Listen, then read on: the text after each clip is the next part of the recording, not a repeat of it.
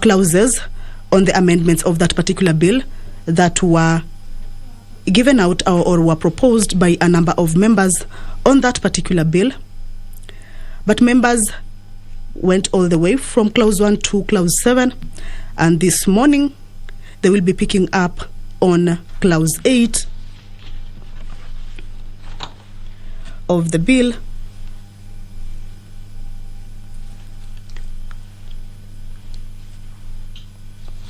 Clause 8 of the bill is to amend the proposed provision by deleting the word 6 and substituting therefore the word 3. This is actually on the issue of the coalition. This broadcast is brought to you by the Parliamentary Broadcasting Unit in conjunction with Kenya Broadcasting Corporation. Members are trickling into the chambers. This sitting had been scheduled to start at around 10 this morning. And as you can see at the entrance of the chambers, members are trickling in. Section 8 or Clause 8 of the bill. Clause 8, Section Clause 8A says it seeks to insert the words or a coalition political party immediately after the words form a coalition. This is actually one of the clauses in that particular bill that has brought controversy, or we could call it contentious, with members bringing on board a number of amendments to this particular bill.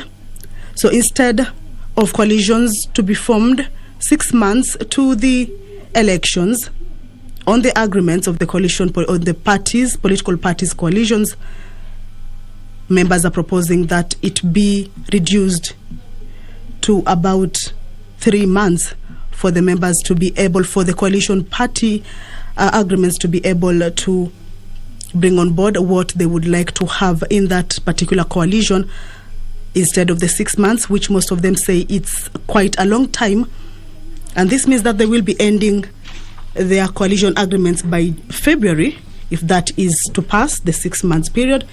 But if it is to be agreed on the 3 months, then they will have enough time to make the agreements in those coalitions. Member for Kipkelion East, Joseph Limo, David Ochieng for Ugenya, Nixon Korir for Langata, and Koech Nelson for Belgut are this morning also expected, or they are part of the members that have proposed amendments to Clause 8. Clause 8 is the one that talks on the formation of coalition political party, as well as submission of coalition agreement at least 6 months before the general election. So this morning, members, of course, will be going into division to see whether they will be sticking to the 6 months of the period in which submission of agreements for political party coalitions will be made, or they will be taking the side of the 3 months, as has been proposed by a number of members. George Kariuki, this is for Ndia MP, will also be submitting amendments on the period of submission of party list.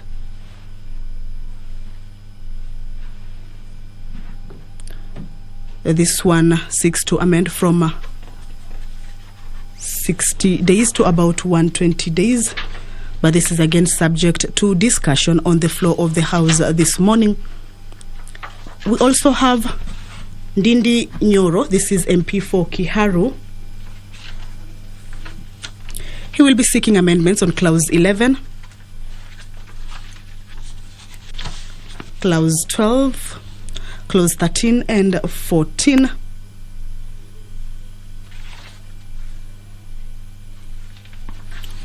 Clause 14A says that a person who, while being a member of a political party, shall be deemed to have resigned from the party if that person, forms another political party, joins in the formation of another political party, joins another political party, in any way or manner publicly advocates for the formation of another political party,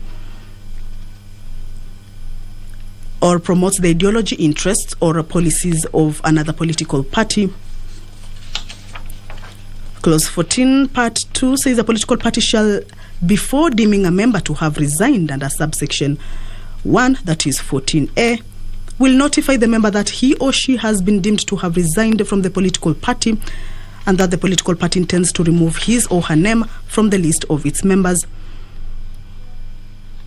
Part B of that particular clause says afford the member a fair opportunity to be heard in accordance with the procedure set out in the constitution of the political party. Part 3 of that particular clause, that is clause 14,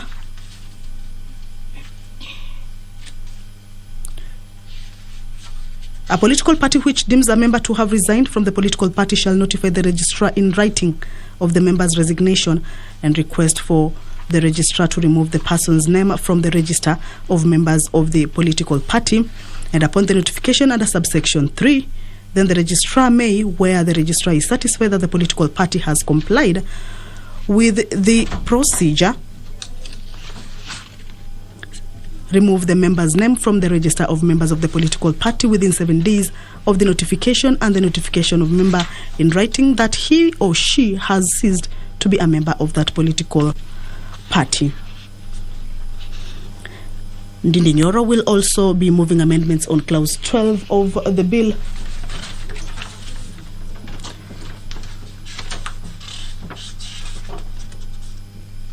There is also clause 13 of that particular bill and clause 14, where the Kiharu MP will be moving amendments on those particular clauses. Cecily Mbarira, this is nominated member of parliament, will also be moving amendments on clause 19, clause 20, and clause 2021. 5 minutes into 10 a.m. members are still trickling into the chambers. It is a debate that has been going on for the last, we should say, 2-3 weeks since the bill was read for the first time on the floor of the House. And this is a crucial bill that has seen members flock into the chambers. It is a game of numbers that actually seeks to enable members vote on what amendments should be made on the bill. It is a bill that has seen two sides, those for it and those against it. So this is the third round of this particular special sitting that members have been recalled from recess. The National Assembly was to resume its House business on the 25th of January, but they have been on-off for these particular special sittings just to consider a number of bills, among them the political parties bill, which is a crucial bill.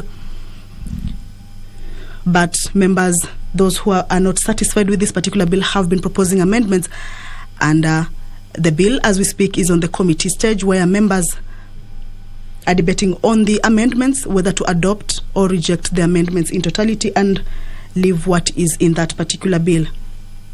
Clause 21 of the bill, which nominated Member of Parliament Cecily Mbarire seeks to amend,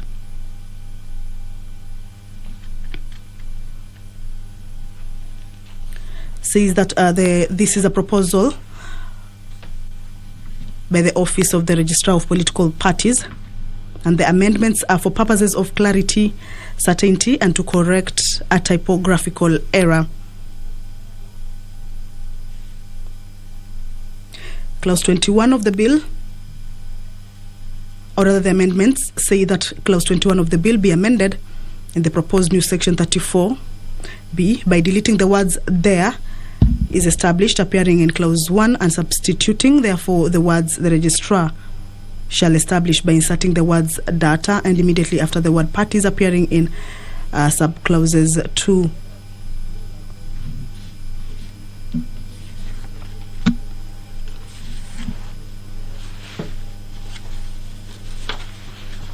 Members are still trickling into the chambers. The sitting was meant to start at 10. This is 7 minutes past 10.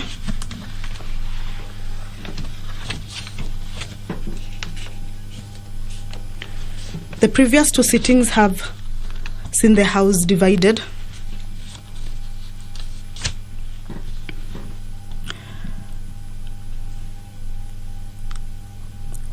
The previous sittings have also seen members get into altercations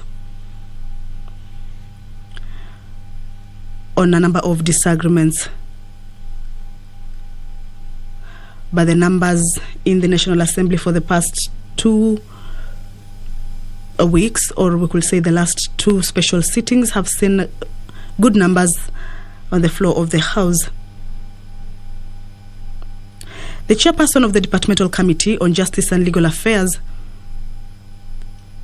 will be moving amendments to the Political Parties Amendment Bill 2021. This is at the committee stage on Clause 8, which seems to be the most controversial clause that has seen so many amendments being fronted. So it's a debate that is going to be heated this morning, as members hope that their numbers will enable them to retain either the amendments they are bringing on board or what is in the bill as is. Clause 15 also, the chairperson of the Departmental Committee on Justice and Legal Affairs will be moving amendments.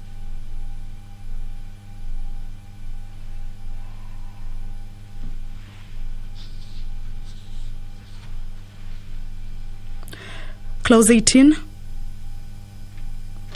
will also be part of the clauses that will be seeing some amendments from the JLAC chairperson. This one seeks to amend by deleting the words 120 and substituting therefore the word 90. Initially it was 60 days. A look at this clause 18.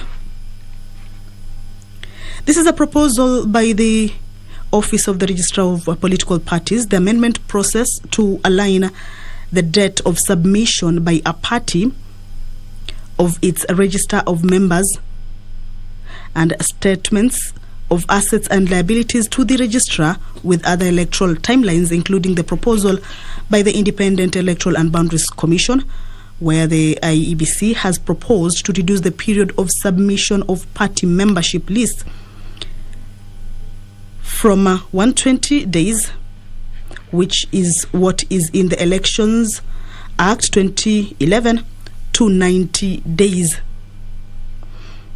This saves parties and duty bearers from repetition of activities and processes. So Clause 18 will this morning be seeing some amendments being fronted to it. And of course it will require members to go into division to see whether they will be adopting these amendments or they will be rejecting these amendments in totality. Clause 19 of the bill, which is part of what the JLAC has proposed some amendments to it,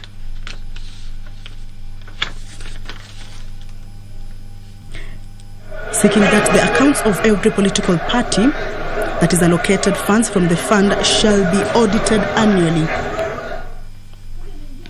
by the Auditor General and shall be submitted to the Registrar and tabled in the National Assembly. So at the entrance of the National Assembly chambers, the Speaker of the National Assembly, Honorable Justin Muturi, has stepped into the chambers. He will be overseeing this special sitting for this morning of the National Assembly. I will now hand you over to the live broadcast, brought to you by Parliamentary Broadcasting Unit in conjunction with KBC. My name is Kamche Menza. Good morning.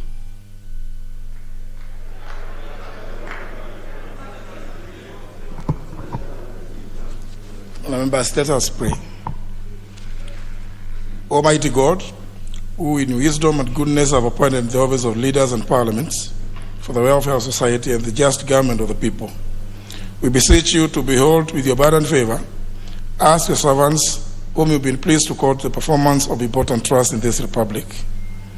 Let your blessings descend upon us here assembled, and grant that we treat and consider all matters that shall come under our deliberation in so just and faithful manner as to promote your honor and glory and to advance the peace, prosperity, and welfare of our country and of those whose interests you've committed to our church.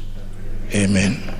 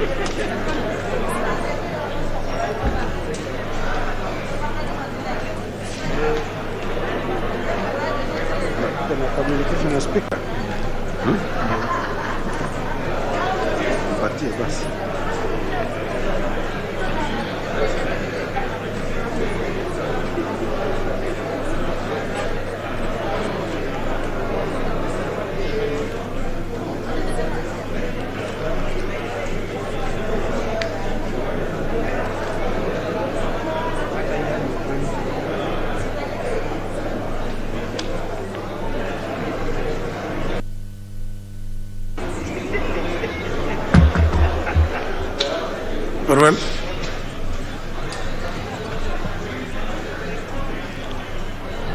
Very well. Proceed.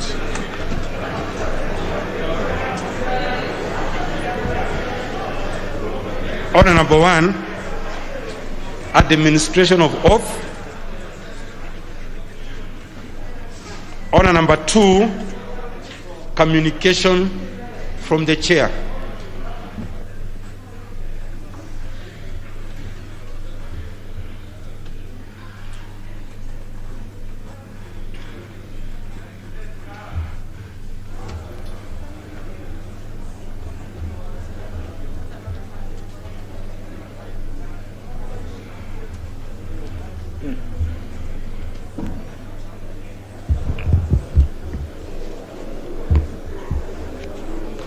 Honored members, I take this opportunity to welcome you to the first special sittings of the House in the year 2022.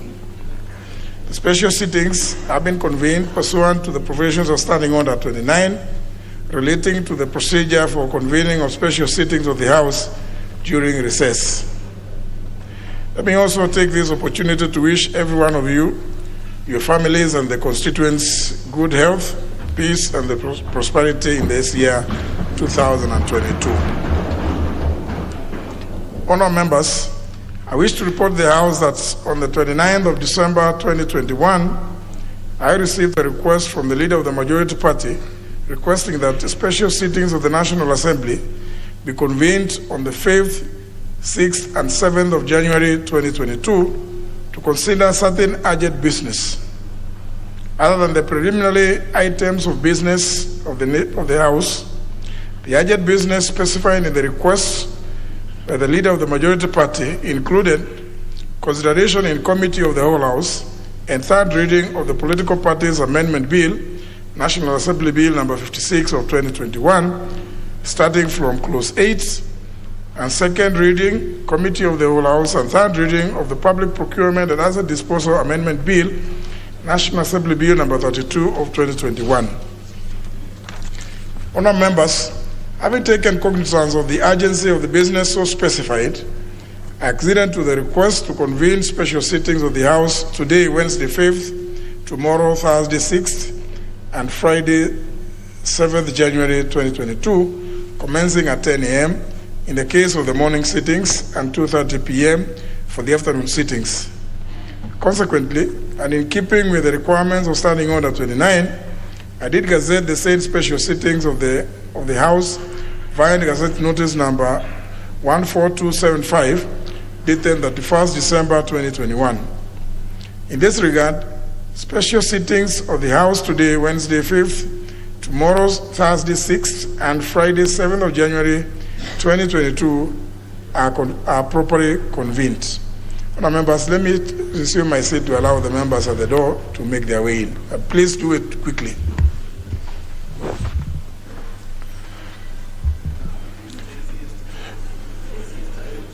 Make your way in quickly so that we can...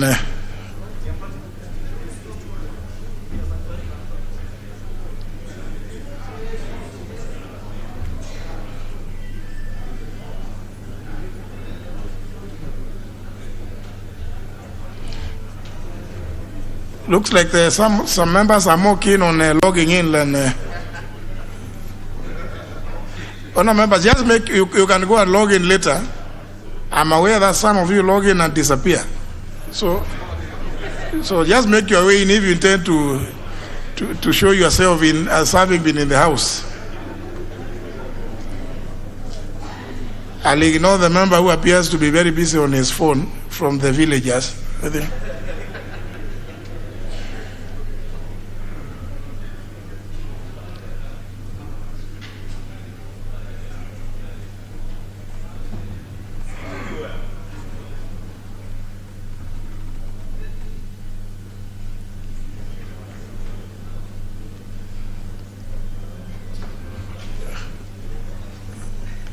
I think there are too many who are.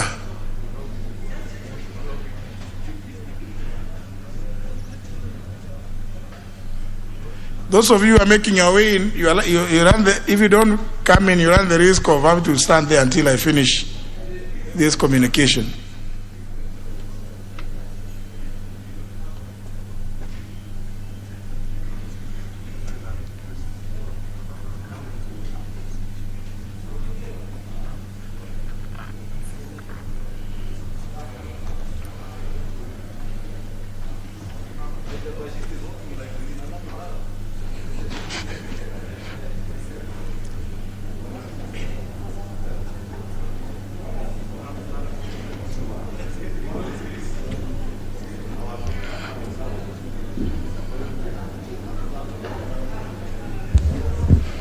Now, honour members, let me proceed. Honour members, the business to be transacted by the House during the special sittings is as specified in the Gazette notice I've referred to, and indeed, as also notified to our members and the public by way of the newspaper notifications published by the Clerk of the National Assembly on the 31st of December 2021 and on 3rd January 2022. Further, as notified in the said Gazette, if need arises, the sittings during the said days, being special ones, may automatically extend until conclusion of the business specified in the Gazette without a member having to move a motion under Standing Order number 30, paragraph A. Honour members, you will also recall that following the COVID-19 pandemic, the Chamber speaking and electronic voting system was reconfigured to accommodate 120 members in line with the advisory from the Ministry of Health. The advisory, notwithstanding, have revised the Speaker's Guidelines number 2 of 2021 to allow all members desiring to take part in any vote or any division called to do so by way of electronic voting as contemplated under Standing Order number 70. In this regard, the Chamber speaking and electronic voting system have been reconfigured to accommodate 325 members and are ready for use. Honourable members, may I remind the House that pursuant to the Provincial Standing Order number 70, should there be any divisions called during the specified sittings, members will only use the electronic voting system. Therefore, as notified on 3rd of January 2022, I hope members who may have misplaced their voting cards have obtained replacements. Those who haven't are hereby asked to do so, since the replacements exercise will continue throughout the special sittings. For clarity on our members, there will be no need for members to come and crowd around the Speaker's chair. If you don't have a card or you have those funny fingers that don't grab to go and talk to the clerks, I know there are some of you who have fingers which have problems with electronic systems. But you do what you do, you'll have to comply with it as you do in airports, in other jurisdictions when you travel. Don't come to say that your fingers have some peculiar problems from the village. Even if it is a family problem, please don't bring it here. Further, honourable members, I've also allowed the clerk to publish supplementary order papers for the morning and afternoon sittings of today, Wednesday, January 5th, 2022, to accommodate the leader of the majority party and 3 other honorable members who submitted additional proposed amendments just a few minutes past the 24-hour deadline as stipulated under Standing Order 133, subsection 2. Honorable members, as indicated by the Deputy Speaker during the last special sittings of the House, it is unusual for the Speaker not to preside over the commencement part of any sitting of the House, save for the ordinary morning sittings. Indeed, as notified by the Deputy Speaker, my absence from the House was as a result of a minor accident which happened during my usual duties in the office. Thank you. I ended up with a right hand upper arm fracture and injury to tendons. I sought medical attention and was advised to recuperate away from the office after undergoing a surgery. I've since been recuperating well and I'm getting better each day. Unfortunately, the pain has been persistent and I am still wearing part of the shoulder support mechanism. I will preside during the first part of the special sitting, as is our usual practice, and thereafter retreat to my chambers. I will obviously be unable to extend my right hand for greetings in view of that surgery. It's just to request you, honourable members, to just be satisfied with me waving at you, or with the left hand. Having stated that, I humbly request honourable members to refrain from consulting me while at the chair, since I will be available in my chambers for any urgent consultations. Honourable members, I sincerely thank the Deputy Speaker and the members of the Chairperson's panel for ably taking up part of my duties during the absence and constant consultations we've had.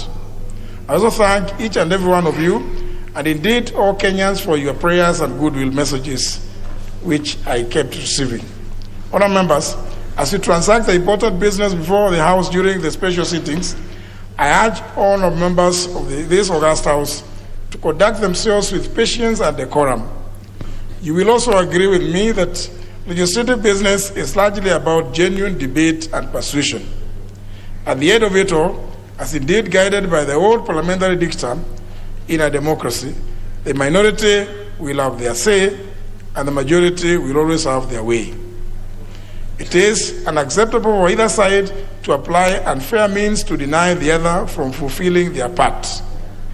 In this regard, even though you may disagree with one another, or in the case of defeats or wins by any side to any vote or decision, it is important to keep in mind that we are all state officers and people's representatives who would conduct themselves with the highest standards and decorum.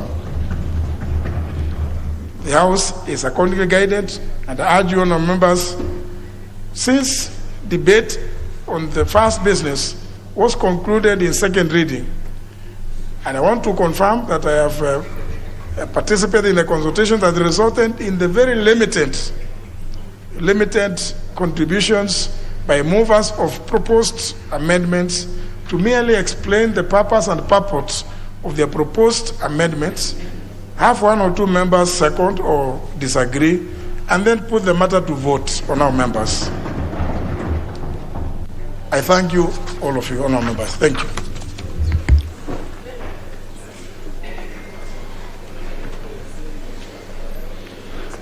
Order number 3, messages. Order number 4, petitions. Order number 5, papers. Order number 6, notices of motion. Order number 7, questions and statements. What? There is a... Honorable Duale, you have a...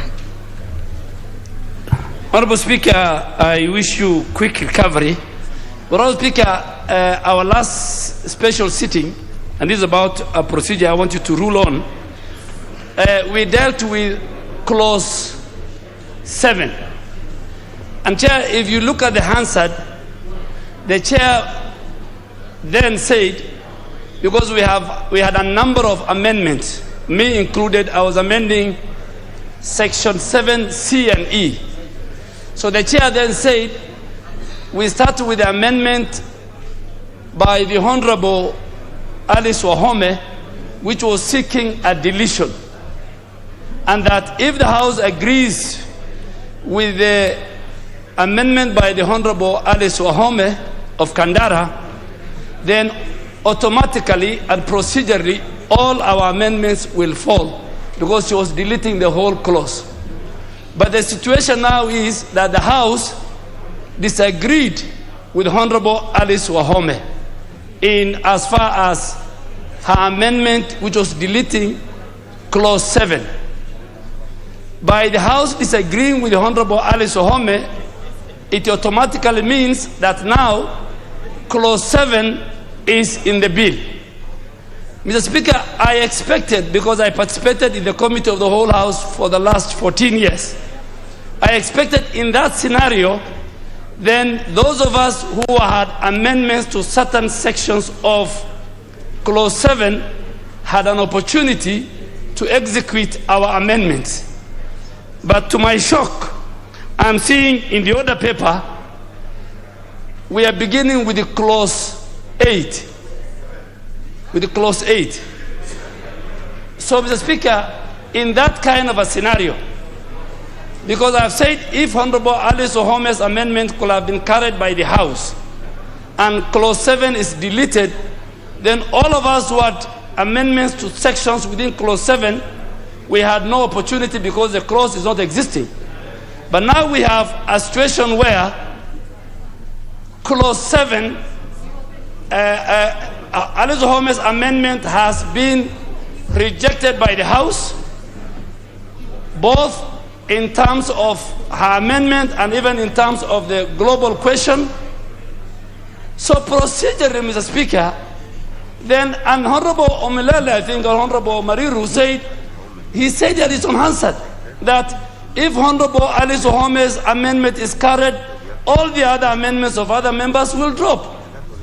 Now the situation is Alice Wahome's amendment has been rejected by the House. So procedurally, I am here this morning as a member for Garissa Township to execute my amendment dealing with clause C and E. So, Mr. Speaker, and I spoke last night, when I saw it, I spoke to the staff of the clerk. So I need your guidance so that procedurally, I think the order paper should have started with clause 7 and our amendment, and I think I'm not the only one. I look at the order paper. So, Mr. Speaker, I need your guidance on that. That's only basically on procedure. I thought are we dealing with this preliminary issue? Honorable Kajuan.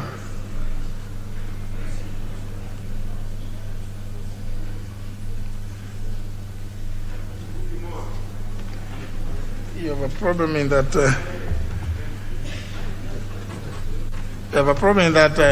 I'm not able to extend the right hand. To extend the right hand as I should. Mr. Speaker, sir, good morning. We are all excited to have you presiding over this session. Mr. Speaker, sir, Honorable Duale, member for Garissa Town, raises a pertinent issue and requests for your direction on the matter. But even as you think through to give directions on the matter, may I add that a few things happened on that day that are important to think through. The Hansard, when you retire and look at the Hansard, will show that it is true that Honorable Alice Wahome's amendment were negatived. And I'm speaking as the Vice Chair of the committee that was prosecuting those amendments. It was negatived. She was seeking the deletion, and ordinarily it would have worked. I have been in the panel, and so I know something about that. Ordinarily, then the other movers of the amendments would have then rose in their places to execute the amendments. But soon after Alice Wahome's amendments were dropped, we went to the global question. The Hansard will show you that very clear. We went to the global question, and it was put and acceded to by a majority. There was a division to it, and votes were taken, putting the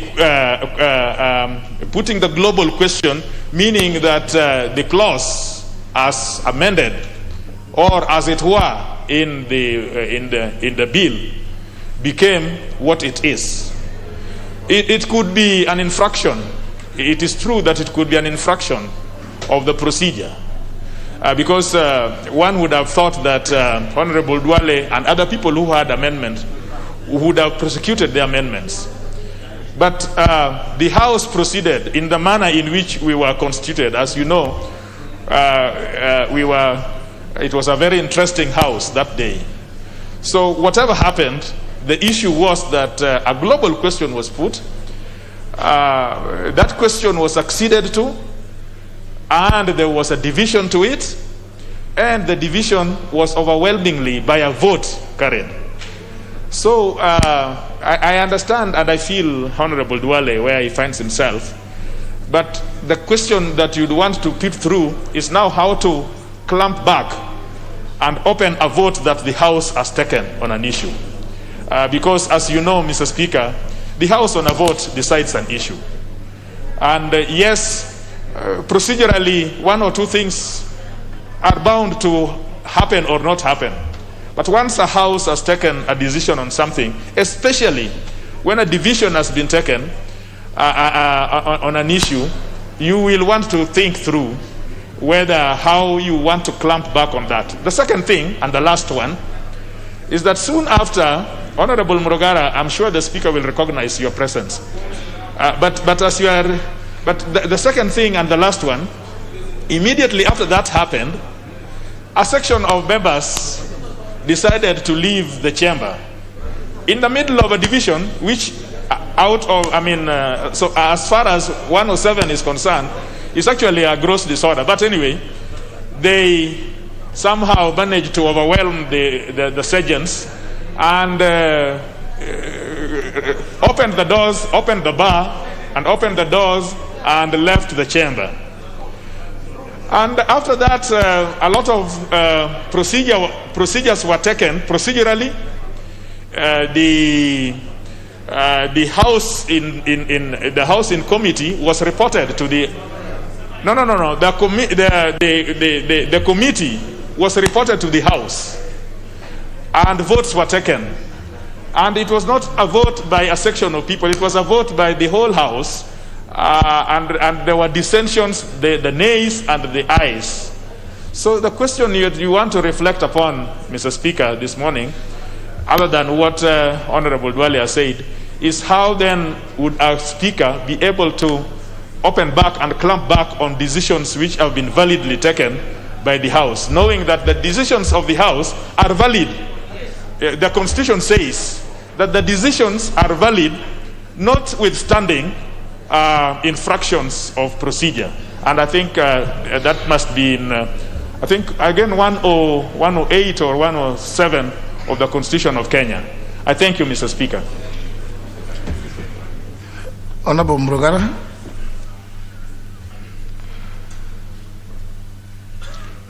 Sorry. Yes, thank you very much. Thank you very much, Mr. Speaker. Mr. Speaker, the Honorable T.J. Kajwang may actually not have represented issues the way they were. Understanding Order number 30, the business of the House was to come to a close at midnight. No. Yes, it was to come to a close at midnight, Honorable Kimunya. It would not have been extended because it was gazetted up to that time. This is what happened. A few minutes to midnight, there was the issue of division as regards the question of the amendment by Honorable Alice. And the Speaker rightly read Standing Order number 30, Suborder 5, and they said the House cannot rise at the present moment because there is a division in progress. Therefore, the extension past midnight was purely to ensure that the division was concluded. After the division was concluded and the vote was read out, that was the end of the business of that particular day. If the House proceeded to do anything else outside that division, then it was outside the standing orders and it was not procedural. And therefore, the Honorable Duale is right to say the issue of amendment by Honorable Alice was actually concluded through a division. After that, the House should have rose so that the rest of the amendments would be canvassed on the next sitting. If anything was not done that way, it is procedural, and Honorable Speaker, you have to revisit, think about it, and give us a proper direction. Thank you, Honorable Speaker. Honorable, let me hear Honorable Junet. He's been there. I'll hear a few of you. Well, fortunately, I was following from my hospital bed. I know you rose 15 minutes to. I know the time the house rose. That day it was 1:45. Where I was, it was 1:45. So it's not that I wasn't following. I actually followed. As you are addressing me, just address me as somebody who was around, who was with you, but not on the chair. Honorable Junet.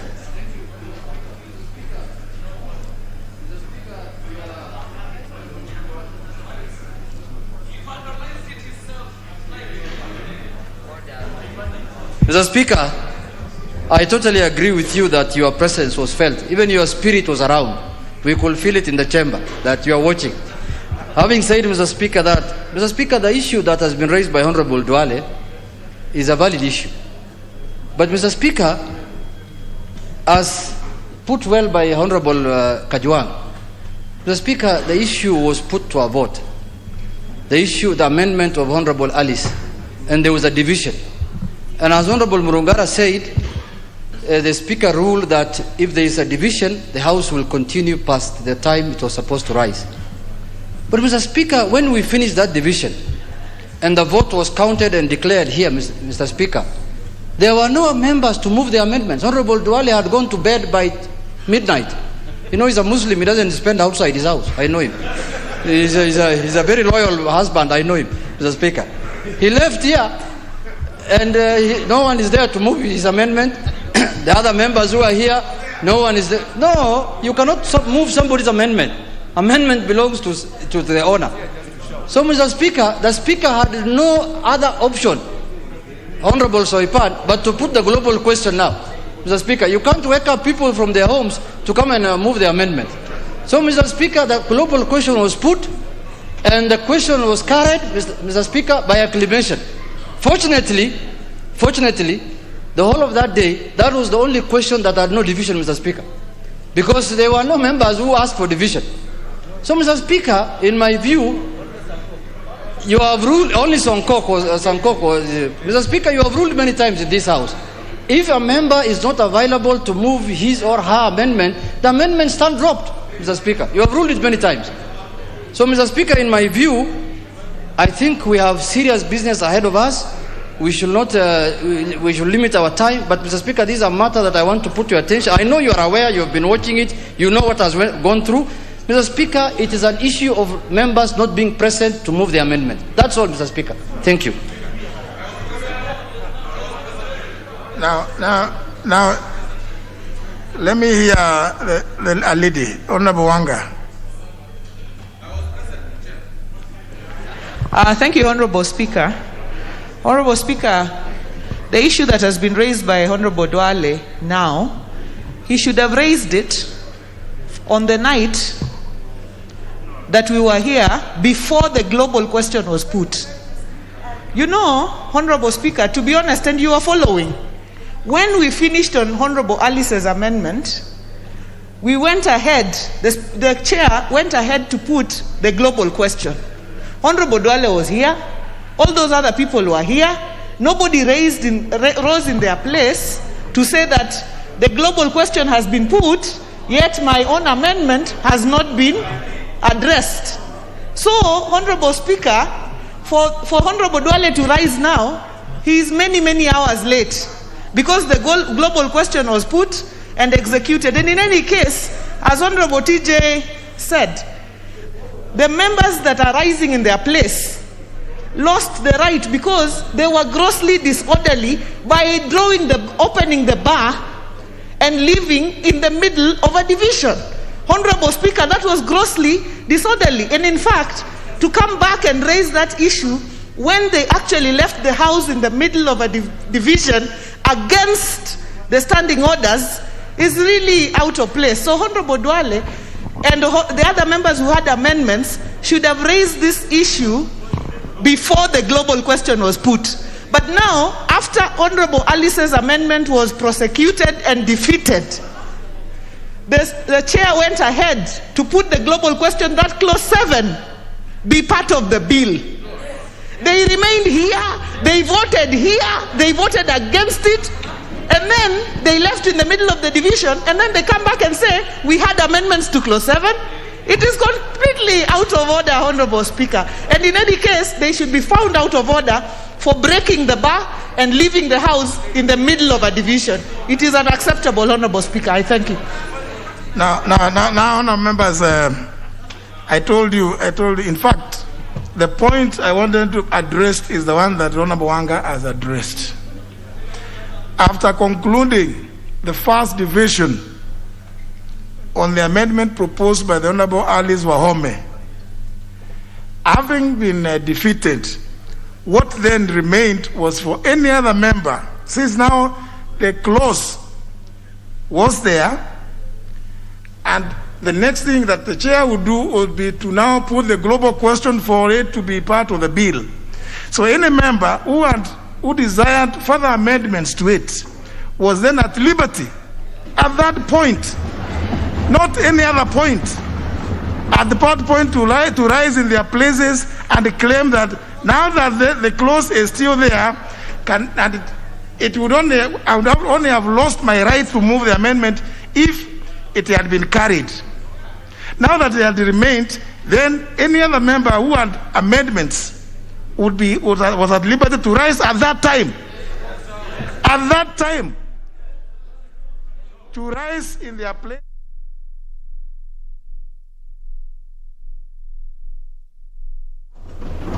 That is, don't forget, Honour members, even at the global question, I told you, please, on matters of fact, also, don't just say no because you think it is fashionable to say no. It is also on record that even at the global question, there were still some members who voted for. Yeah? And others who voted against. The ones who voted against the global question were 15. You can go and check your records. I told you I was following you. There were 15. So go and check the record. Just go and check what happened that day. And therefore, if you remained around after the first question had been determined, no, after the time wasn't over. The reason why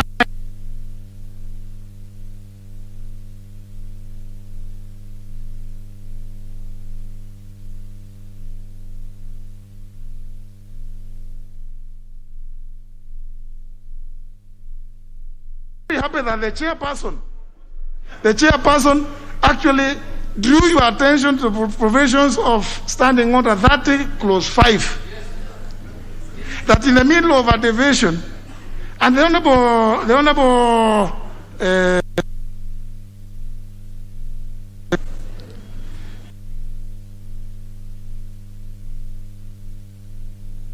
you're sitting or an ordinary sitting, and that is the truth also. It is called a sitting. So when there's a division going on, you cannot raise the issue of time running out. And that's why the chairperson was perfectly right to rule that since we are in the middle of a division, we must continue until we finish. But that middle was the middle of the global question, division on the global question. Now when you start saying no from your place, I mean, we will get the answer. We'll get the answer and you'll be embarrassed. Please. There was the question by Alice Wahome was the division of that question was finalized before midnight. And therefore there was still some time. That's why the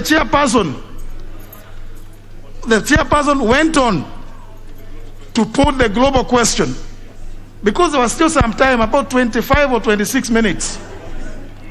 And when some of you, in fact, the Honorable Sankok, is the Honorable Sankok who rose in his place and claimed that now we are almost going to midnight. And the chairperson ruled, we are in the middle of a division.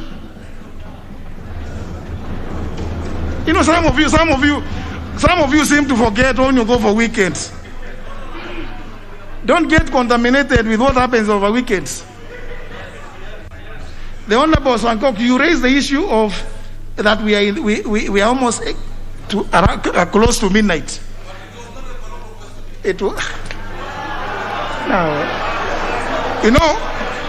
Honor members, because now we must restore order in this house. Can I get the answer? And if it shows that it was a global question, the Honorable Sankok, you will be thrown out of this house for the balance of the day. You cannot be doing this. This is not the way business is transacted. Can you get the answer? It was. You cannot.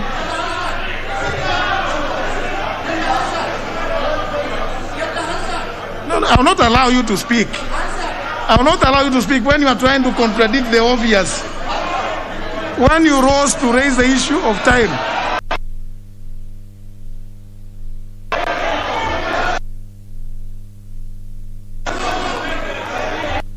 Honor members, it was. Yes, it is the truth. The facts are there. It's being checked. So please don't just say it wasn't.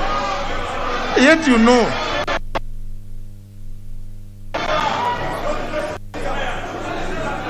So honor members, this is the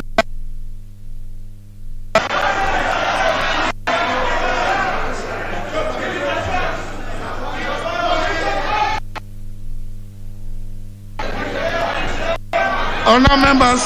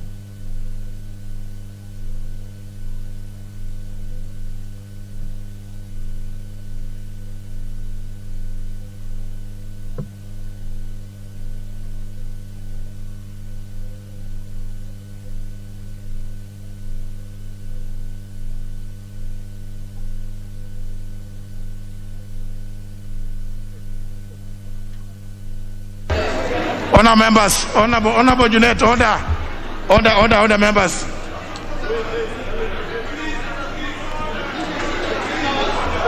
Order, members.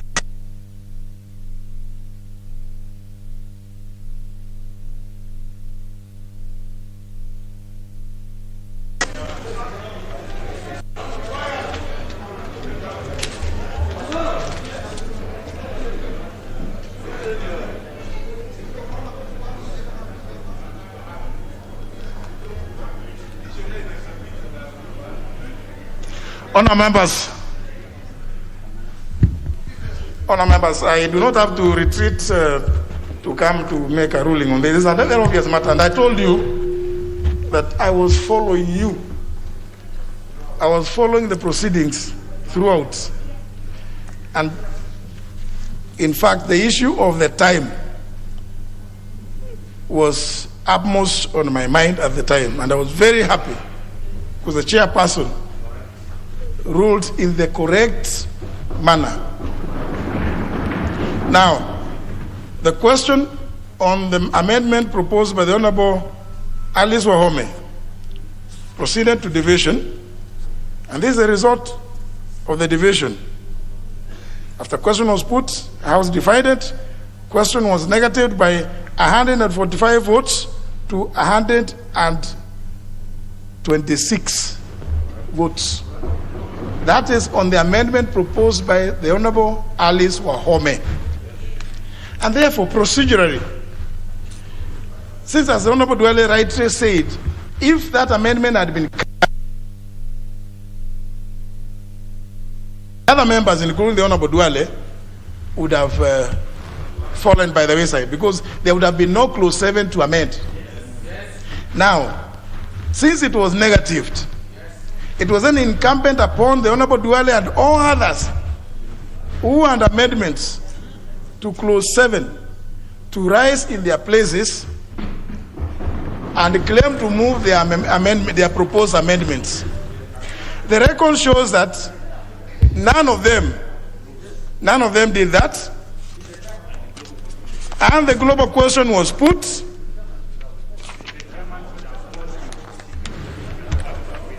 If you see it on your right, even equity does not help the indolent,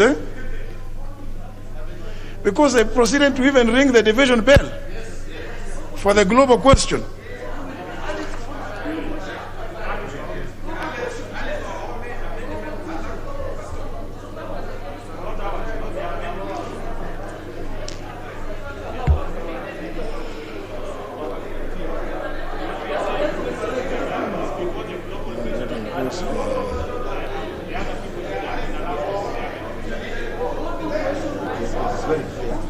In fact, Honourable Dwele, the record shows you to have been one of the members who was raised the issue of time. Yeah? So you are not raising the issue about whether you to move your amendment. But there was still time, there was still 20. If you look, we'll get the actual time. You are at liberty.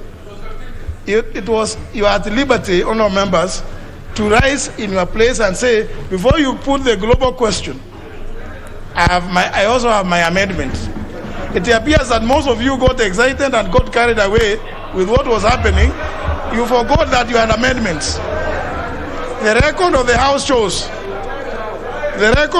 shows, honourable members, the record of the House shows that the business relating to clause 7 was concluded.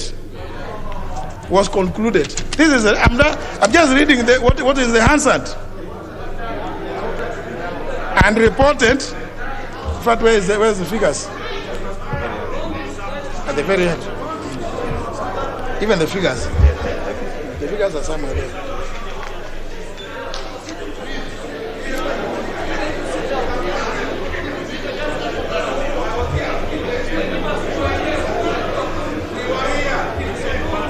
Honour members, exactly. This is a record.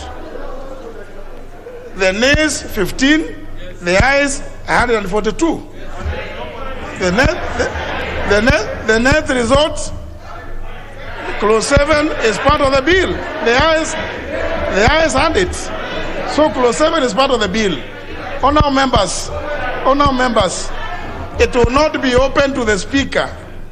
It will not be open to the speaker at this point, honourable members, for me.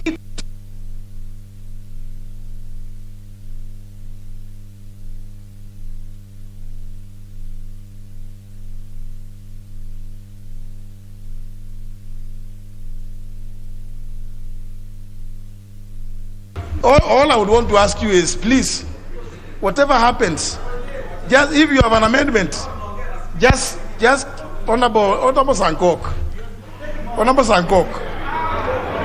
you know, since the House has already determined this, should you at some point, don't raise your hand up, Honorable Sankok, because I will not allow you to say anything on this. Because first of all, you are trying to deny the obvious. Now, if you feel that there is something that you need to do procedurally, at the close, you can apply for recommittal. But the speaker cannot be the one now to resurrect any proposed amendments that were not moved. Because the speaker would be assuming a power that he doesn't have. So, Honorable Duale and other members who may have, because I don't know how many had also amendments, you will be at liberty to apply for recommittal, which application or request will be subjected to the usual parliamentary processes. Yeah? Because the House has to agree to the recommittal or not agree. So the Speaker cannot be the one used to now to reopen that bit.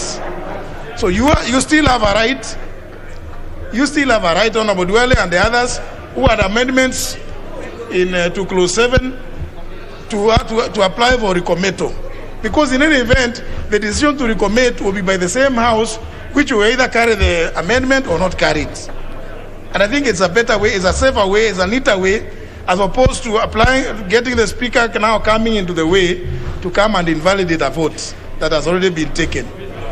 So, Honorable Duale, you are right, which you appear to have sat on or to have forgotten on that day, is not lost entirely. It is not lost entirely because you still have the opportunity to apply for recommittal. That will be procedurally the best way to go about it. So, honourable members, let us now move away from the procedure, from the preliminary issues, and move to business. Order number 8, Committee of the Whole House. No. What are these points of orders, please? No.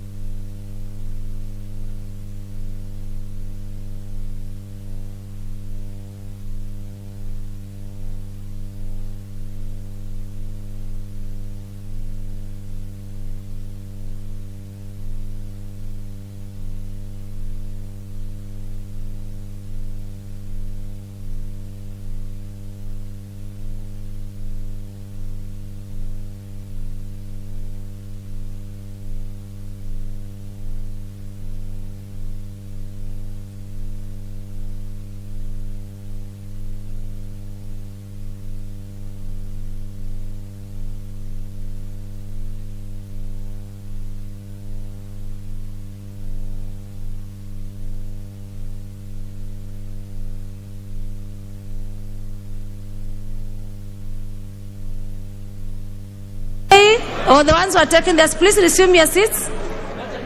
Order, members. Order, order. Order, order, order. Order, members. Clause 8. Clause 8. Members, I propose a question which is a clause 8 be part of the bill. We have a proposed amendment on clause 8 by the Honorable Duale.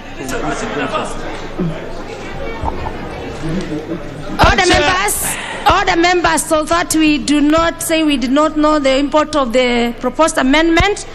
Please give time to Honorable Duale to move his amendment. And Honorable Duale must be heard. Honorable Duale, please move your proposed amendment on clause 8. And Chair, you must say that if my amendment is defeated, then both at the first stage and at the global, then the other members will have theirs. But if mine is carried, then it falls. I think that you need to make it clear. Honorable Duale, please move your amendment. We know the procedure. No, you better say but it. Don't assume. Why are you assuming your amendment is going to be defeated? No, I'm just saying you must make it clear. You must make it clear because there are many people who have amendments to this. So, Chair, you need to make it clear the way your predecessor did it when we were there last time. Very well, Honorable Duale, please move your proposed amendment. Okay, Madam Chair, I beg to move that clause 8 of the bill be amended by deleting. But I'm only deleting paragraph B, so why have you called me? I'm not deleting 8. I'm only deleting B. So you should look for, or I move B. Is there anybody who's deleting the whole clause? So I continue? Honorable Chair, Honorable Duale, continue. Okay, Madam Chair, I beg to move that clause 8 of the bill be amended by deleting paragraph B.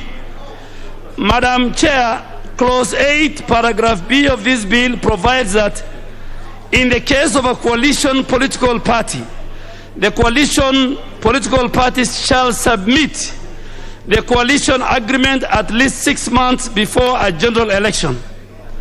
Madam Chair, the gist and the reasoning behind that 8B is that this is intended to compel political parties to enter into coalition agreements and deposit with the registrar of political parties by February next year. By February.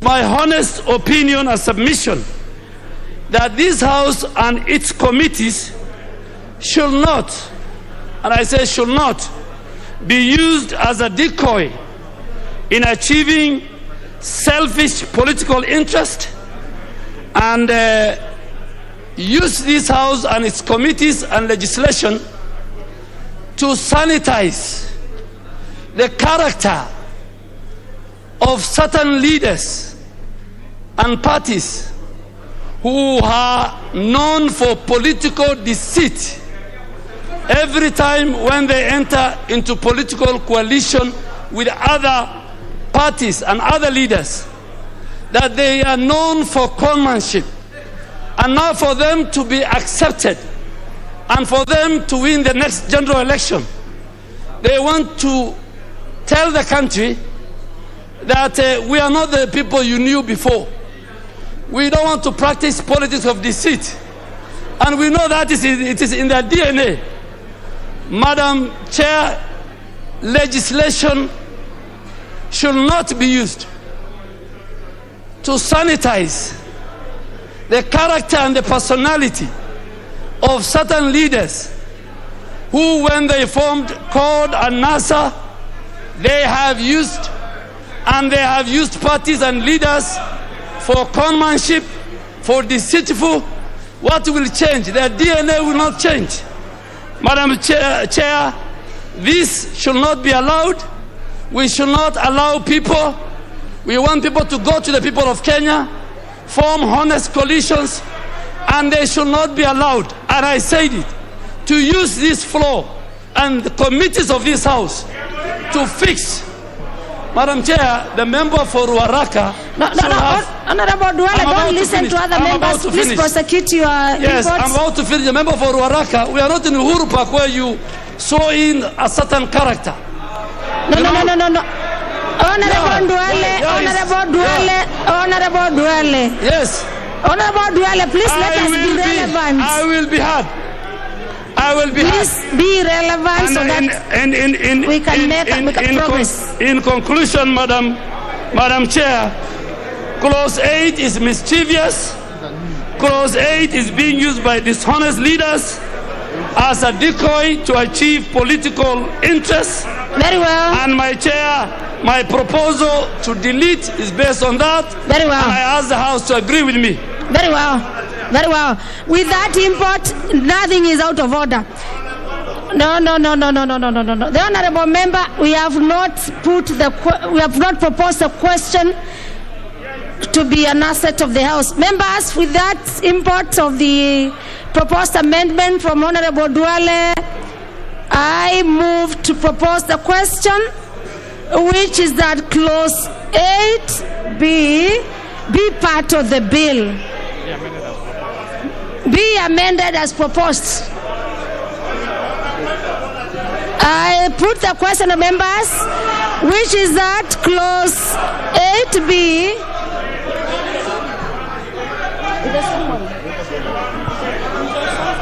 Okay, very well.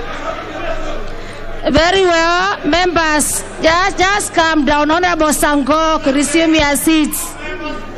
Honorable Sankok, resume your seats. Members, I'm proposing the question. So that members can know what is the import of the debate. Yes, I propose a question for us to be in procedure, which is that Clause 8B be amended as proposed by the Honorable Duale. Then I give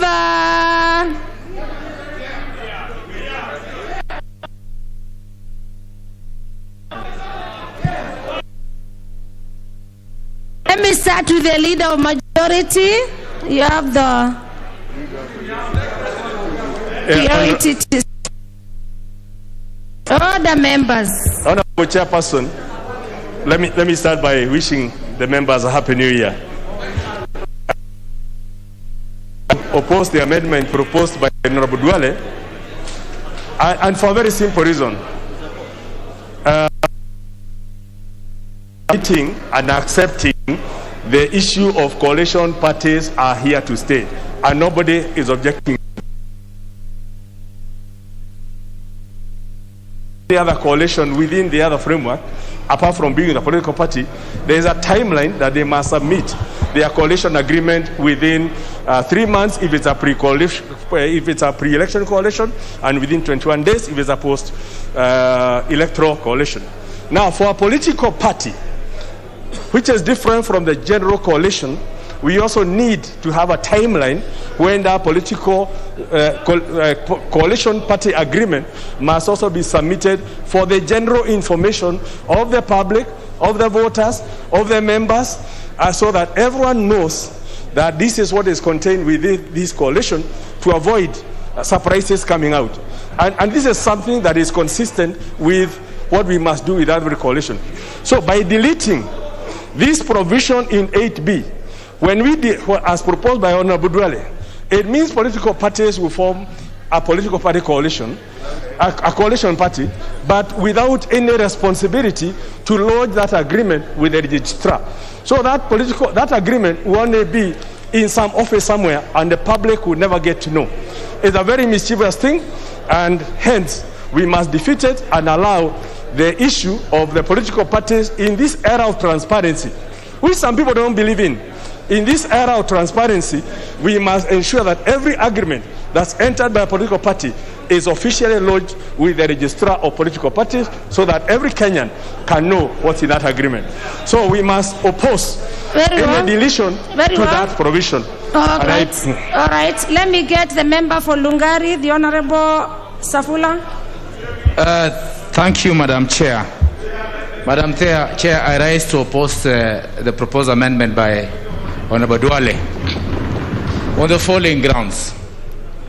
The Register of Political Parties is an office that regulates political parties. A coalition will be part and parcel of those regulations. We have to follow the IBC timelines. That's why we had proposed that we put their timelines of 6 months. But because we don't have enough time to the next general election, I was at the committee of JLAC and proposed we reduce the timelines from 6 months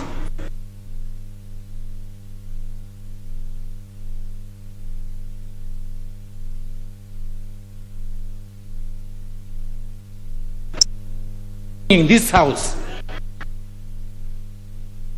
as it's contained in the order paper today. Madam Speaker, IBC has already published timelines for the general election.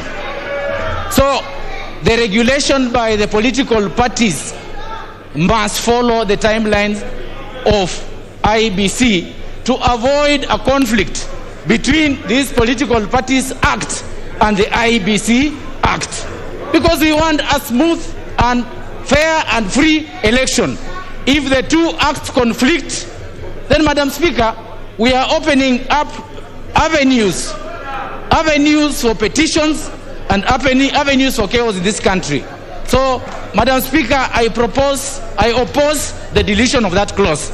We must regulate within the time frame of IBC.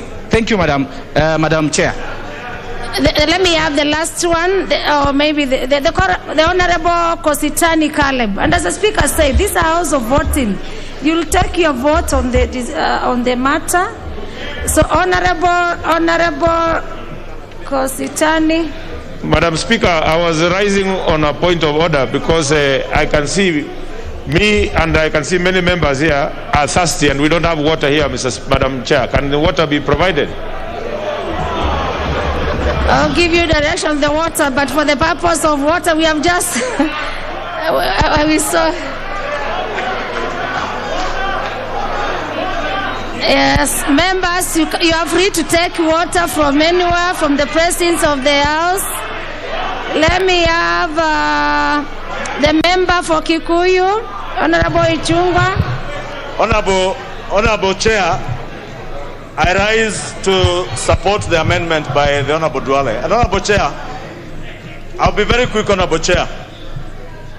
It is indeed true that what that particular amendment seeks to do in the bill is to create a timeline for submission of coalition party agreements. Honorable Chair, the basis of my support for Honorable Duale's amendment is, one, we must not legislate to create timelines that will be a hindrance to the creation of political coalitions or coalitions of political parties. When we have that clause that is creating timelines, initially the bill had 126 months, Honorable Speaker, which I am happy the Leader of Majority also now recognizes that that timeline was impractical. Honorable Speaker, the Act as it is today allows political parties to form coalitions pre-elections and post-elections. And therefore, Honorable Speaker, when we now create a timeline that says that coalition political parties can only be created pre-elections, Honorable Speaker, we are creating a hindrance. And we want to put roadblocks for others in this country not to create political parties within certain timelines. And Honorable Speaker, I want to caution many of us who may be in support of this timelines, Honorable Speaker. This particular clause, Honorable Speaker, is designed, Honorable Speaker, if you allow me 1 minute. Yes. Is designed to blackmail certain political players to get into coalitions within a specified timeline to fix politics, Honorable Speaker. But as a House, Honorable Speaker, this bill belongs to political parties. Nobody should create a timeline that is so constrained, Honorable Speaker, that within 6 months or 4 months you must form a coalition. People must be allowed the liberty to form.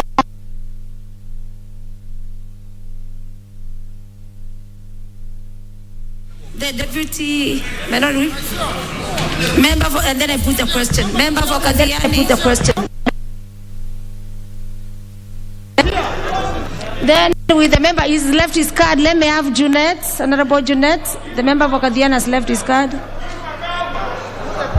Chair, you see, let us not mislead people. Chair, coalition making laws are already in existence. If today we want to do a coalition, there is a law that guides on how we shall do coalition. What this bill is trying to do is to make it better. It is today. Okay. NASA was there, CORD was there, there will be another coalition, there will be many coalitions that will come. This is an amendment that we are going to oppose, Madam Speaker, and we are going to say no. Members, allow now me put the question to clause 8B. Order, members. Order. With the debate having risen from the members, with the import of the debate on the same clause by the Honorable Duale, members, let us take a vote on this. And I therefore move to put the question to clause 8B, which is that clause 8B be amended as proposed by Honorable Duale. Other members, as many as are of this opinion, say aye.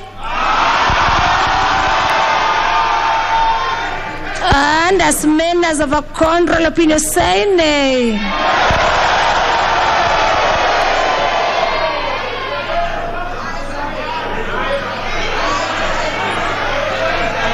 Honorable members, do you have to stand when we are saying our nays or nays? Oh, yes.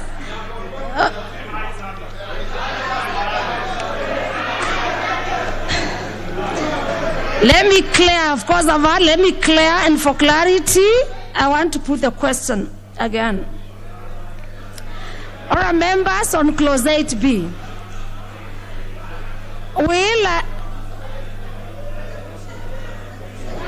I put the question which is at clause. Members, order. It is for your own benefits. I put the question to clause 8B once more, which is at clause 8B be amended as proposed by the Honorable Duale. Will as many as of that opinion say aye?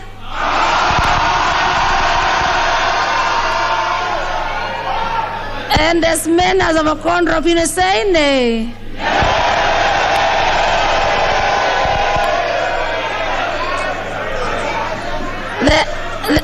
The ayes have it.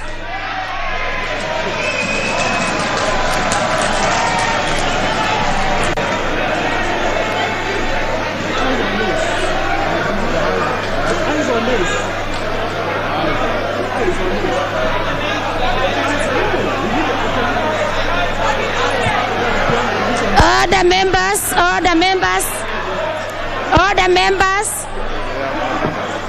I confirm that we have the members to call for a division.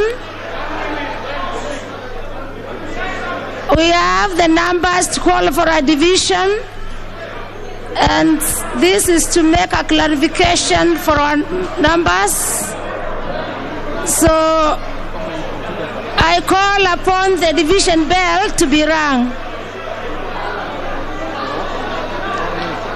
I order the division bell to be rung for 5 minutes. 5 minutes.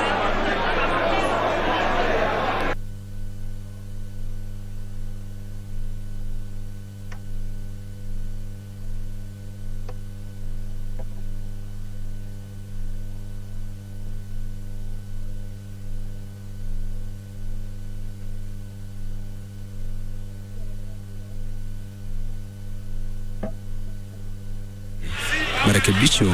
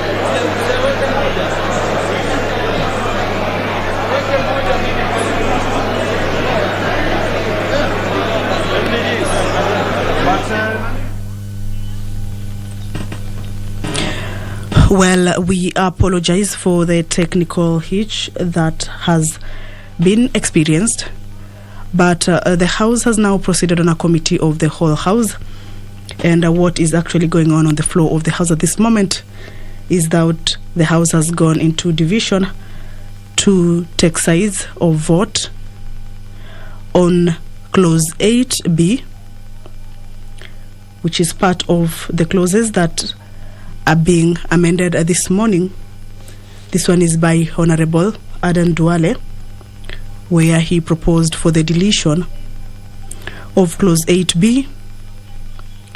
Clause 8B is on the timelines, political parties coalition agreements timelines, whereby the bill proposed that it should be done within 6 months to elections.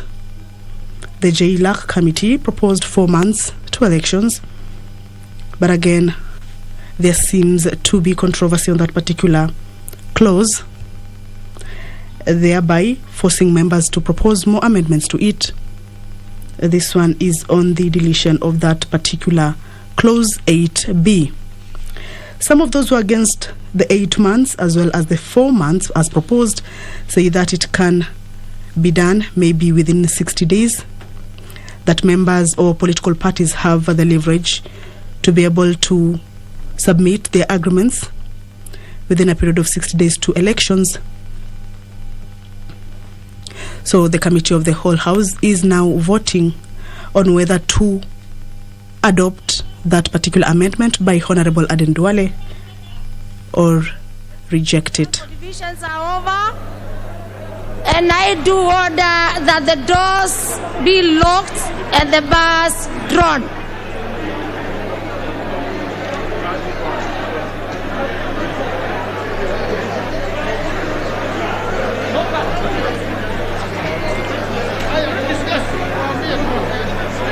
The doors be locked and the bars be withdrawn.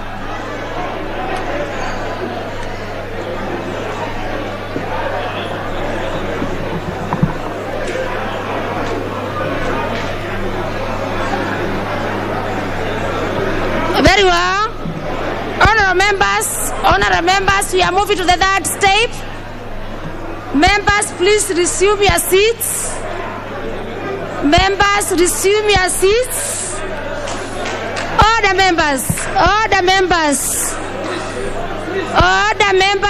please resume your seats and log out your cards. Log out. Members, Honorable Mbui, Honorable Duale, Honorable Duale, Honorable Manzo, Honorable Ichungwa, please log out.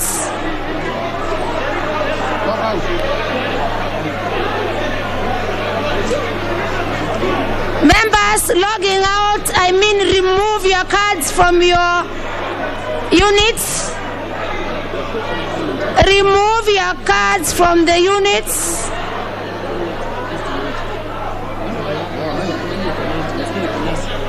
And I confirm from the speaker's desks, I confirm, please remove your cards.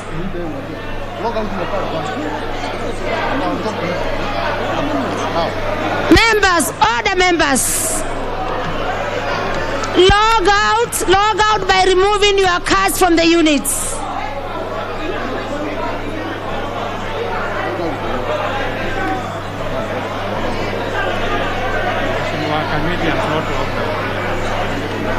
The member for Tigania West, now you have logged out.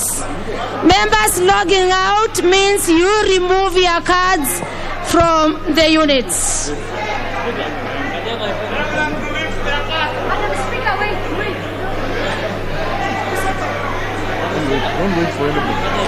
We have to follow the procedures.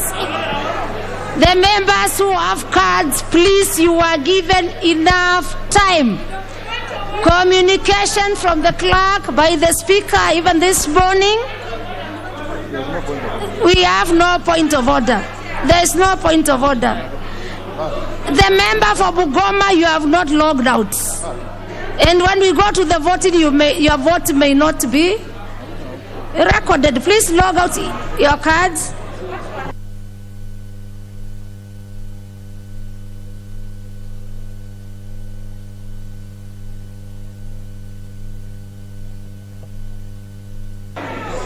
Are you able to tell who voted with today? We can call them out by names. Wanataka wote. Madam Chair.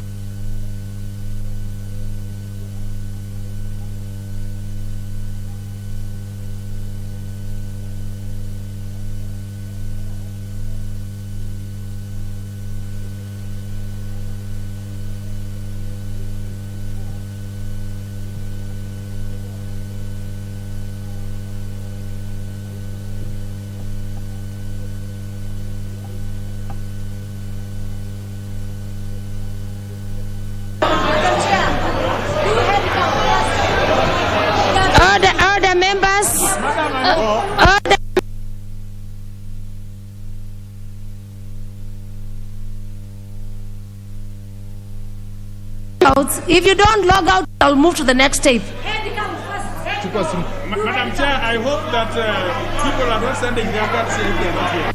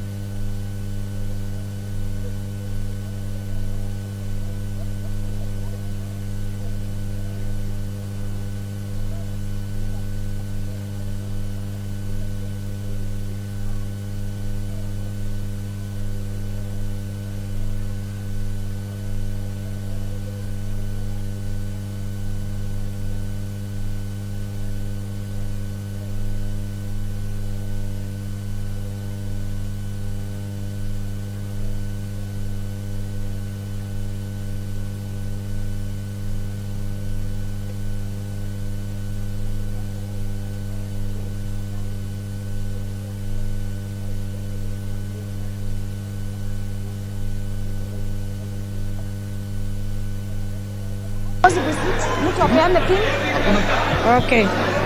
Order members, order members, order members. Please log in your cards.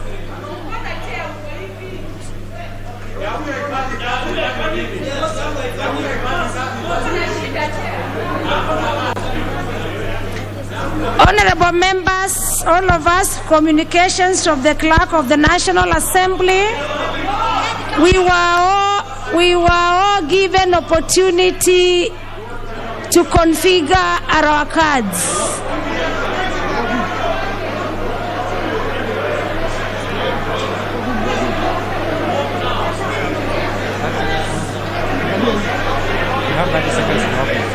Honorable members, you have 30 seconds to log in. 30 seconds to log in. Please, 30 seconds. I'm aware of cases of members who feel that some could have given the pins, some are carrying for others, but please log in. This will be established also from the members who have already put their attendance login. Order members.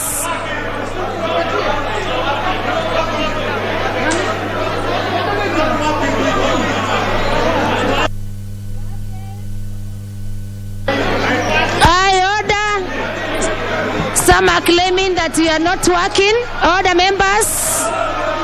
Order members. Order. Okay, for your satisfaction, let me order the technical team. Let me order. I'll give you your time. But members, let us not use this house for house of debate or house of politics. I order the technical team to check on the cards and to ensure that all cards are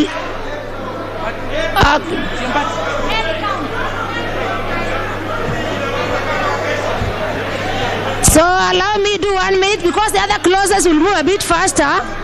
Just that 1 minute to ensure that with this clause 8B that you've done the right thing and members will not rise on their feet to claim that their cards are not. Please, I order the technical team. And I take 1 minute, then I will start the.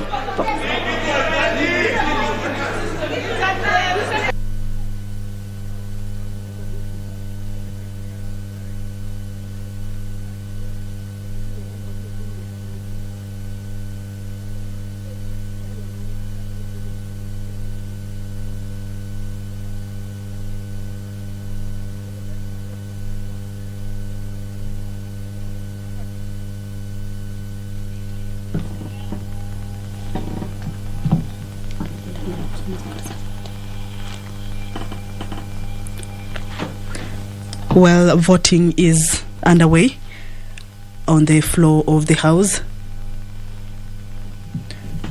The voting is on Clause 8B, which is a proposed amendment by Garissa Township Member of Parliament, Honorable Aden Duale. That Clause 8B, which touches on the timelines of political party coalitions, submission of the agreements. Order members. We are doing our last, I think is this the last year in this house. Most of us are very experienced. You people are very experienced members, experienced this. Most of you are logging in your cards and you're also logging out or removing your cards. When we are voting electronically, please, you must follow the procedure. Otherwise, your votes may not be counted. Because when you log in and you log out, it is not going to be, recorded in our system. So please allow me, and we are not listening to any member. Please have your cards on step 2. Please, step 3, can you log out first? And now I'm going to be serious. I'll move on with the steps of the electronic. No. The members who are saying your card is not working. No, it has been confirmed from the technical team. I have some few members who have not even logged out. And you know the procedures of the Honorable Mohamed Osman, you have not logged out. The Honorable Abel Malimo, you have not logged out. The Honorable Katana Kahindi from Kaloleni constituency, you have not logged out. The member from Dominator Keter Gideon, you have not logged out.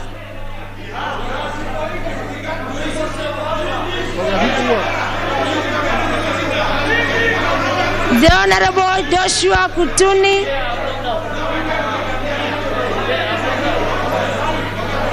yes, the Honorable Osman, you have logged out. No, Fafi, but we, yes.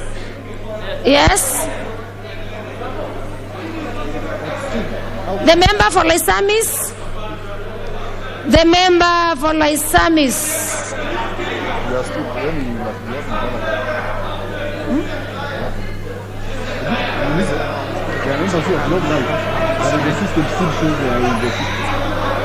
The member for Cheregani. Is it the only way of voting in this house?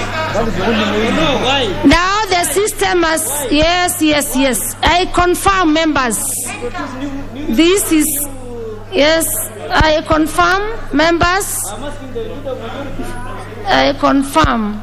I can hear some members shouting headcounts, but if you have any information from anywhere that any member would have sent, because we have referred to confirm, please, you should just do that with the sergeant at arms immediately, or the clerk immediately, not assuming.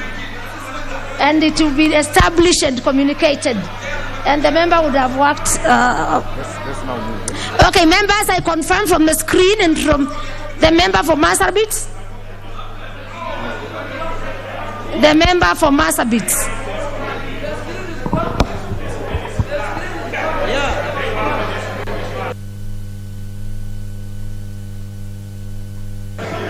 And all members, please resume your seat. The honorable member, can you resume your seat?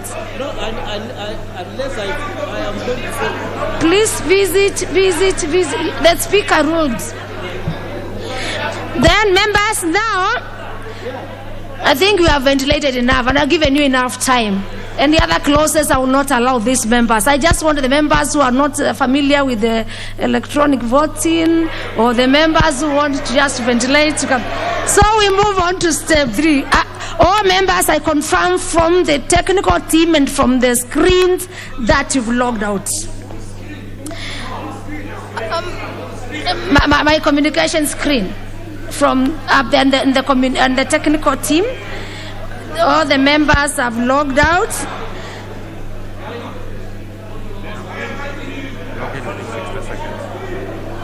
Now I direct that the members log in. And you have 60 seconds, that is 1 minute to log in.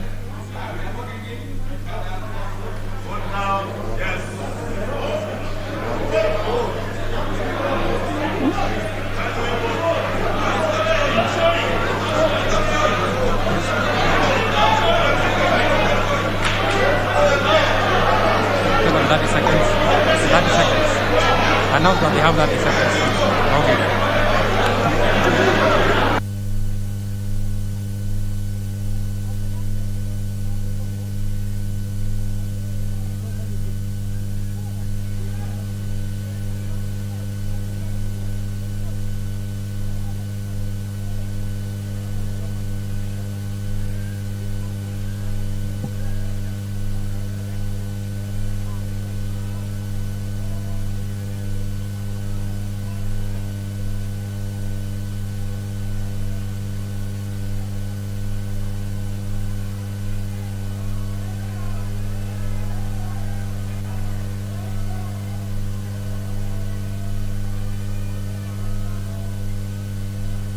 Is it so? 1 minute is over?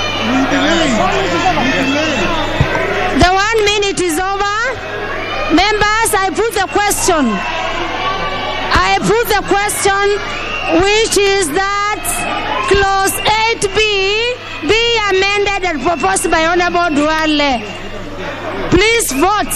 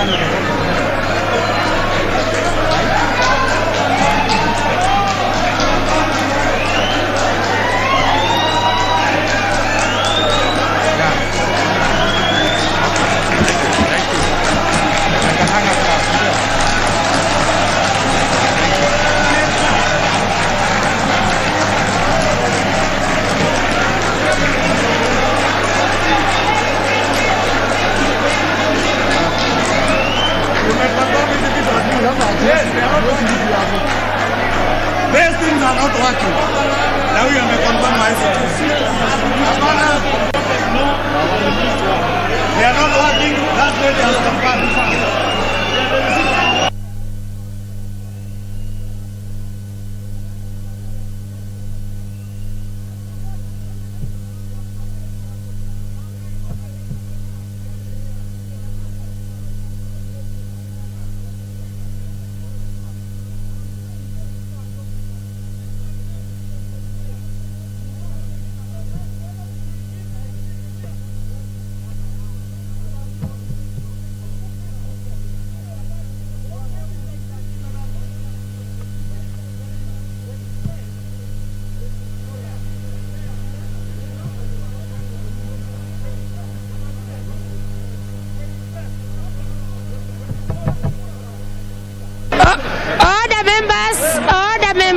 Order members.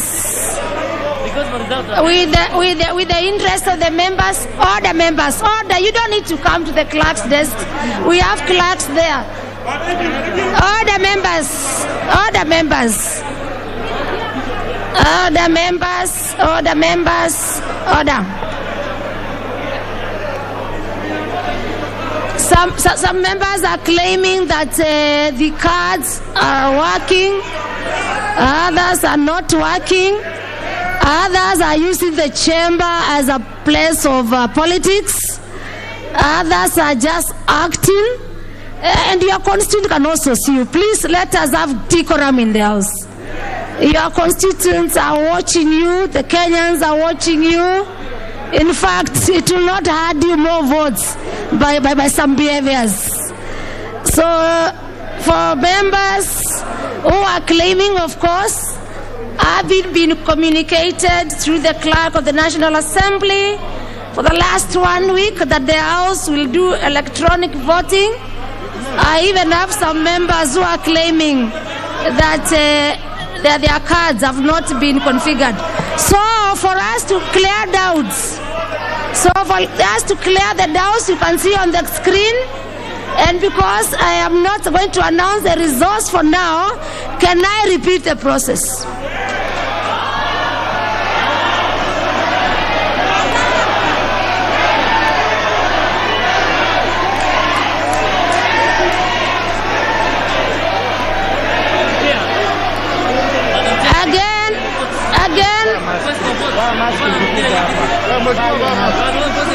Again, we are also awaiting.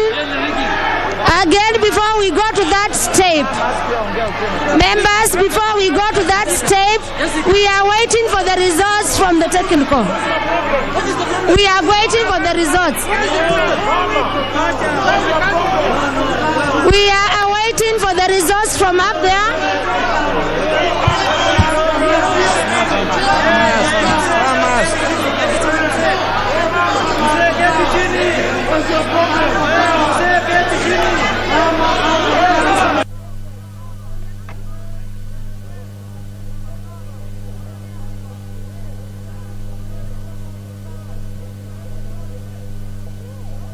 Order, members, now because order members, I have confirmed that our system is working. I have confirmed our system is working. Order, members. So I will announce the results. There are members on this side who are declining to vote. Because I want you to repeat. If you don't repeat, vote the next. Order, members. Order, members. I will announce the results. Order, members. Order, members. As I said, we will not use this house for politics.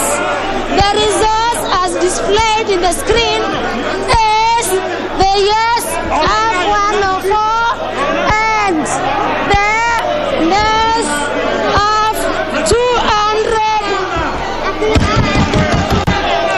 Order. I announce the results that the yes have 1 over votes, which is giving us 44.83%, and the nays have 128, giving us 55.17%. So total, the nays have it.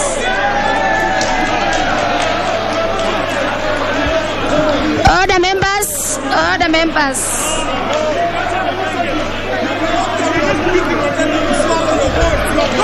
I have confirmed that the systems are working, and these are the systems on your screen.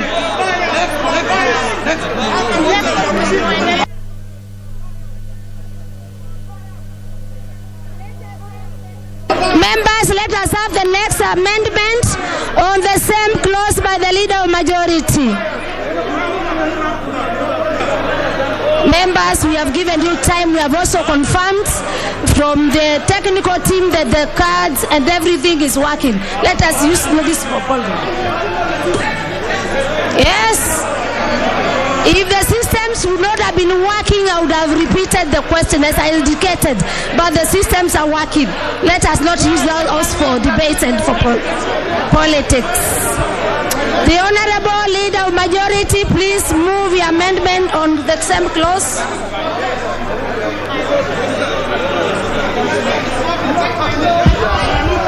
Madam Speaker, you are very biased and don't prove to be the weakest in the she's been proving.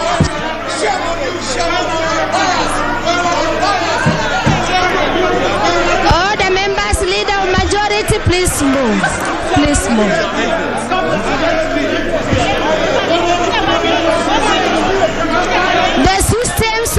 confirmed to be working. Leader of majority. Order, leader of majority.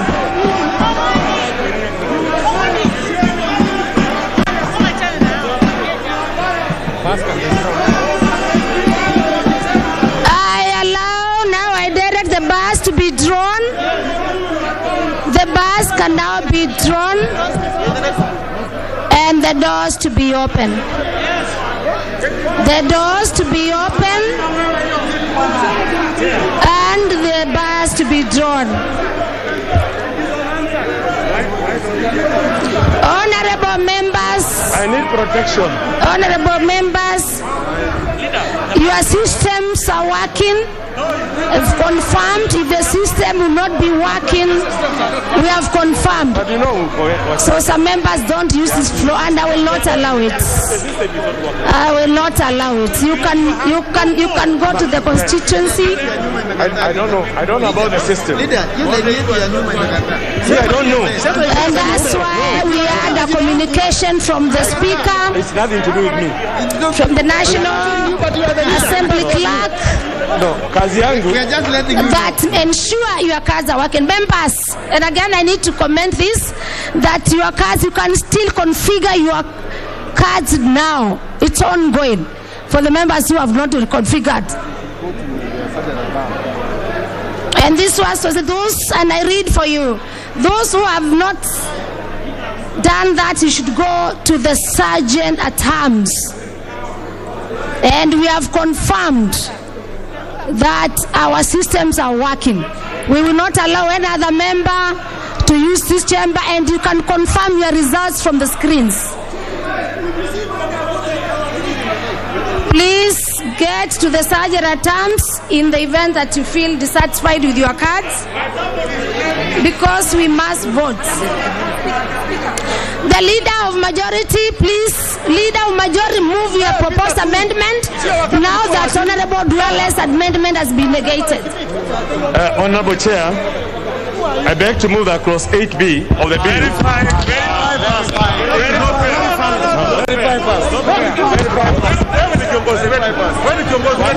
Please, can the leader of majority be protected to move his amendment? I need protection. Sergeant at arms, can the leader of majority be protected to move his amendments?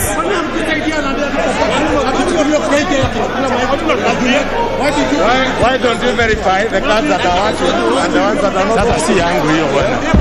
The leader of majority will move his amendments.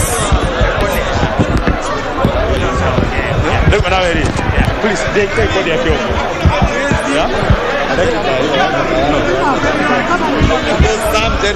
The leader of majority to move his proposed amendment. I beg to move that clause 8B. And the members who are here to do your politics, please do it outside of the house. Leader of majority to be protected to move his amendment. Order, members. Order.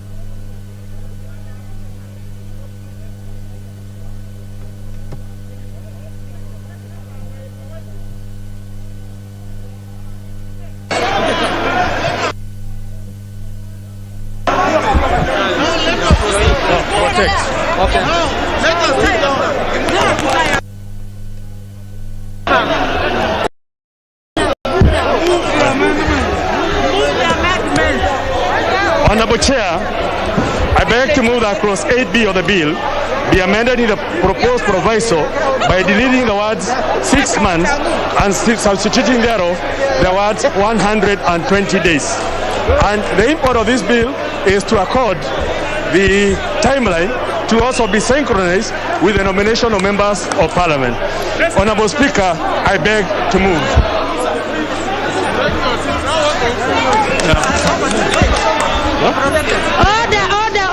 Order.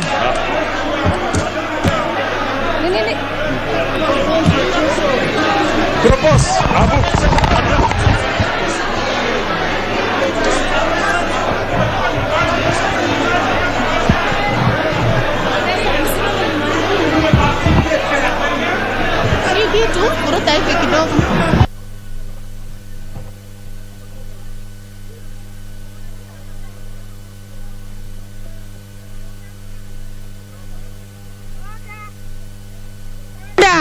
Members, having the leader of majority have been moved his proposed amendment.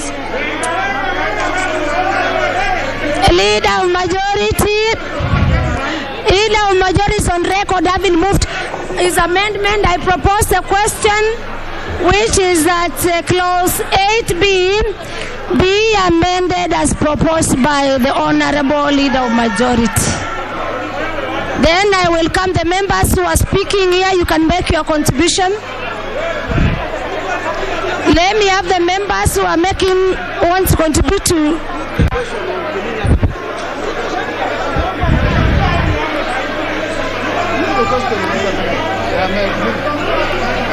Now we have no interest for members speaking to this, and I move to put the question, which is that clause 8B be amended as proposed by the leader of majority. Members, as many as are visible, say aye. And as many as have a contrary opinion, say nay.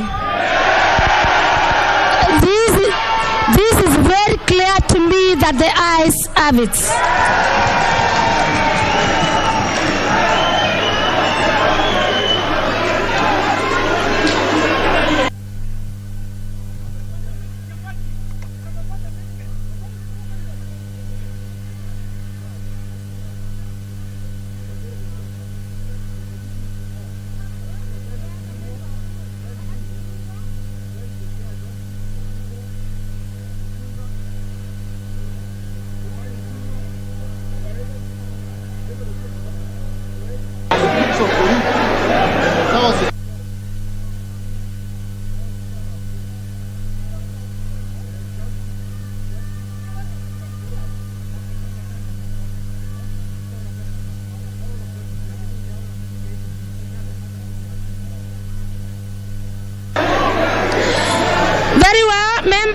On clause 8B, order members, please resume your seat, and that's why you are concentrating on non-issues. You are concentrating on non-issues, and the serious members are taking a vote. Honorable members, having the Honorable Kimunya, that is the leader of majority, amendment being taken,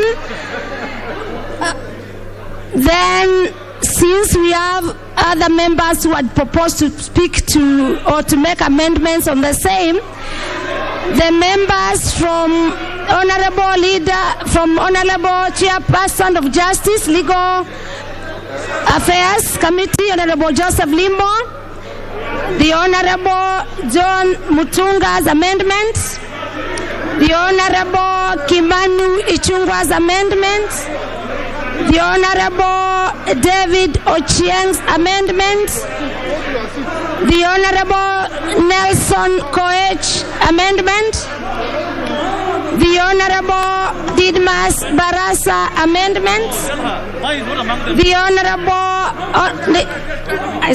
Honorable Nixon Koril a proposed amendment, the Honorable Ndindi Nyoro proposed amendment, the Honorable Cecily Ibarire proposed amendment, the Honorable Dido Raso proposed amendment, the Honorable Dr. Chris Wambalwa amendment, proposed amendment, and the Honorable Katuri Murungi proposed amendments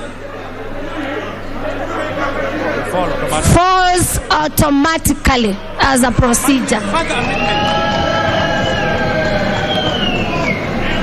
amendment. Tiambati, further amendment, Bwana, please. I have given you a copy. No, I've given him it is here. No. I have done a further amendment. Yes. I have already copied it here. What is it? Yeah. No. Members, honorable members, honorable members, honorable members, I have amendment clause AC. Please, Honorable Sakwa Bunyasi on clause 8, move your amendments. You cannot have a division on a procedure. Honorable Bunyasi Sakwa, please to move your amendment on new clause 80. Thank you, Madam Speaker. I wish to move my amendment on clause 8 that it be amended as in the order paper. Madam Speaker, I move.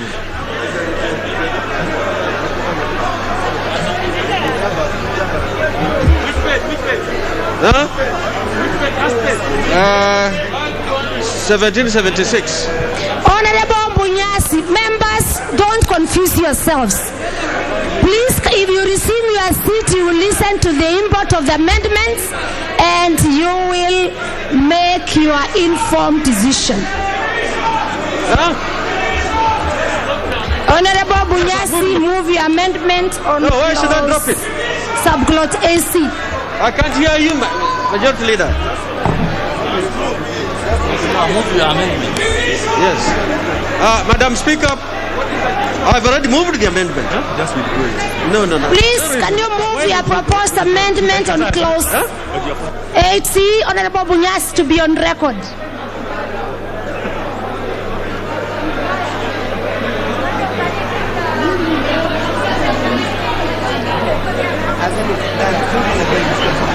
Madam Speaker, I wish to move an amendment clause 8 as shown in the order paper.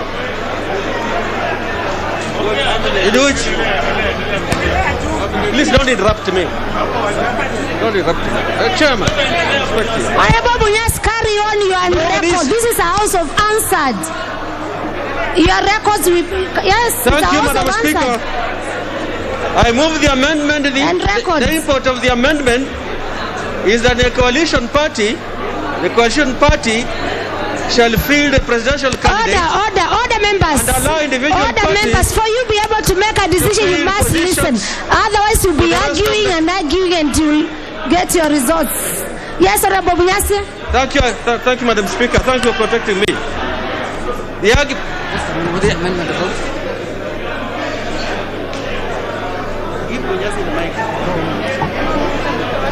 Bunyasi.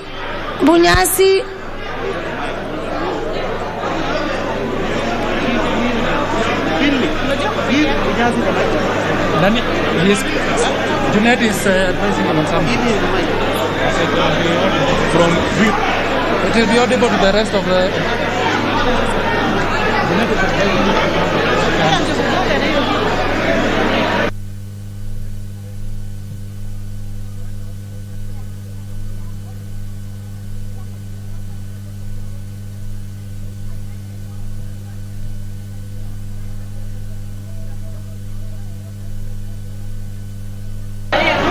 Madam Speaker, I need your protection. Huh? No, why? No, let's debate the thing. Let's debate it. Yes. Yeah. Honorable Bunyasi, it is your amendment. I have already moved just too much. Let me have one of the other clerks also moving next to Honorable Bunyasi. Madam Speaker, I have moved the amendment that that the coalition party shall field only a presidential candidate.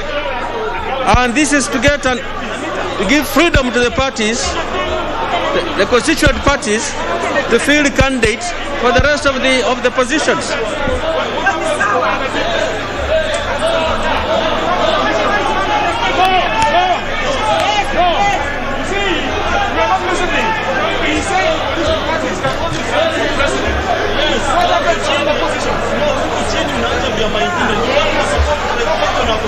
That is okay. At least we have to remember in section 2 we are going to say political party is also a single party.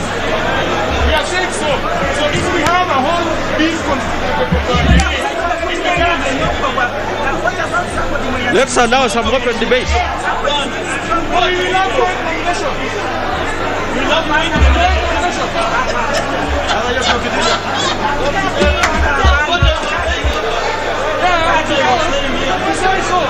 Okay, even if you want to go the direction is going, you have to clean it out as I say. Finish moving. Honorable, order members, please resume your seats for procedure. Allow me propose the question. And members, you cannot ask for a division from the bar. You cannot ask for a division from this point. Please resume your seats. So, can I propose the question, which is that clause 8C be amended as proposed by Honorable Bunyas. Then I give it the first one to the leader of majority.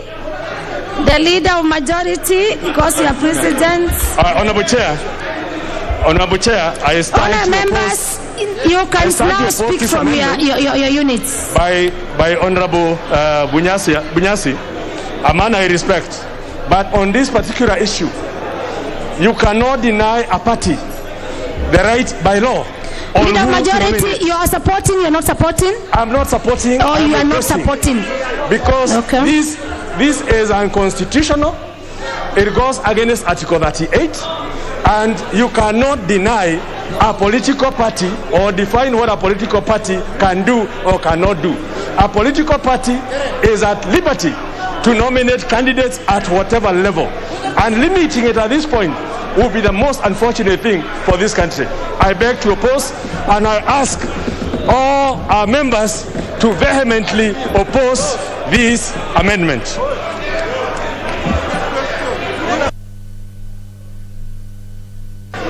Then let me have Honorable Ichungwa. Now you are sat on your seat. Yes. Now, very well. Honorable Ichungwa. Honorable Chair. Honorable Chair.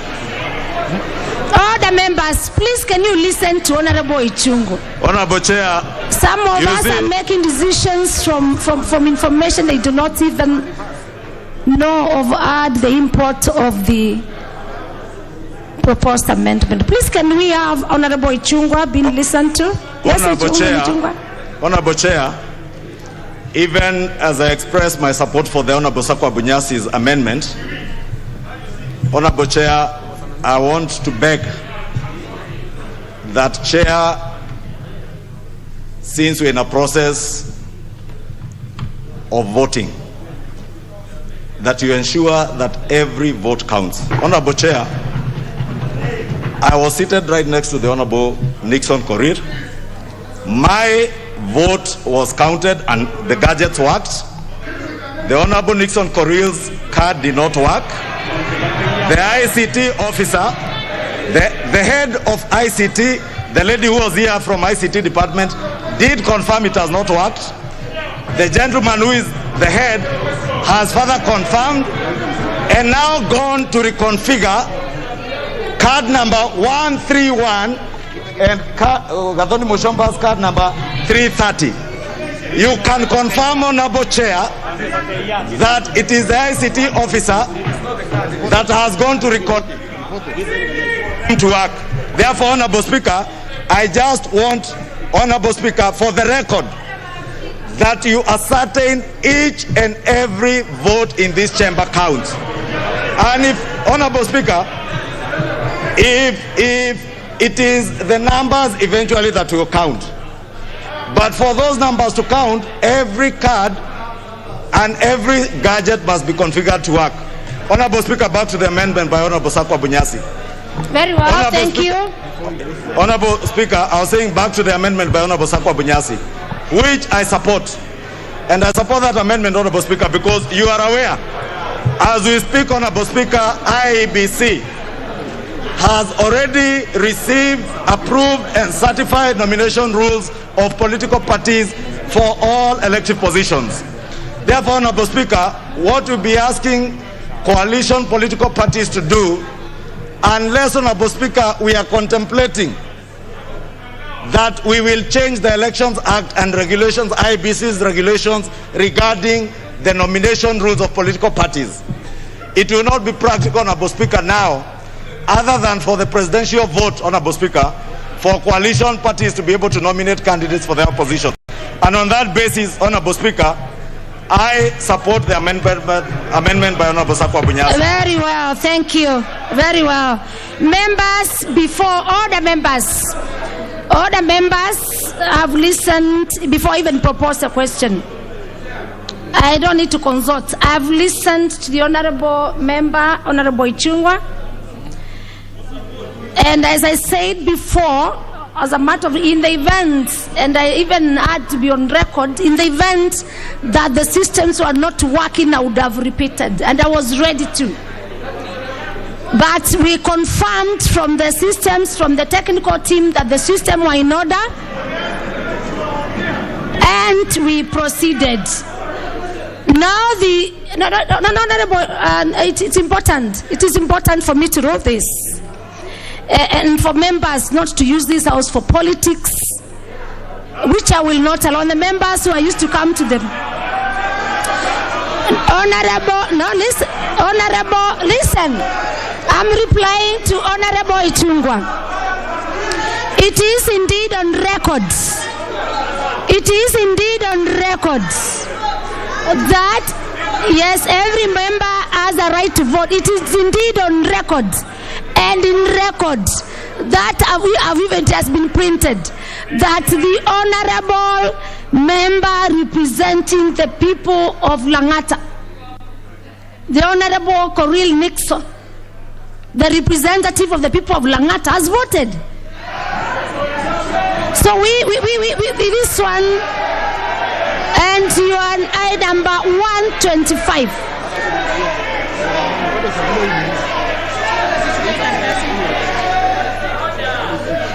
The Honorable Nixon Lang'ata, member for Lang'ata. Nixon Coril, the member. Yes, in fact, it was the Honorable.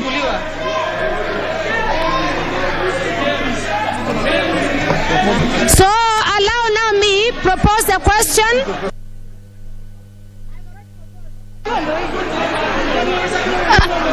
Members, I see no interest to this, and Honorable Mbui, I can see your card. Honorable Mbui is not ready to contribute to this, and I am therefore moved to put the question. Order, members, order. Honorable Sankok, yes, I can see you. Honorable Sankok. Yes, just to speak to the subject matter on clause 8.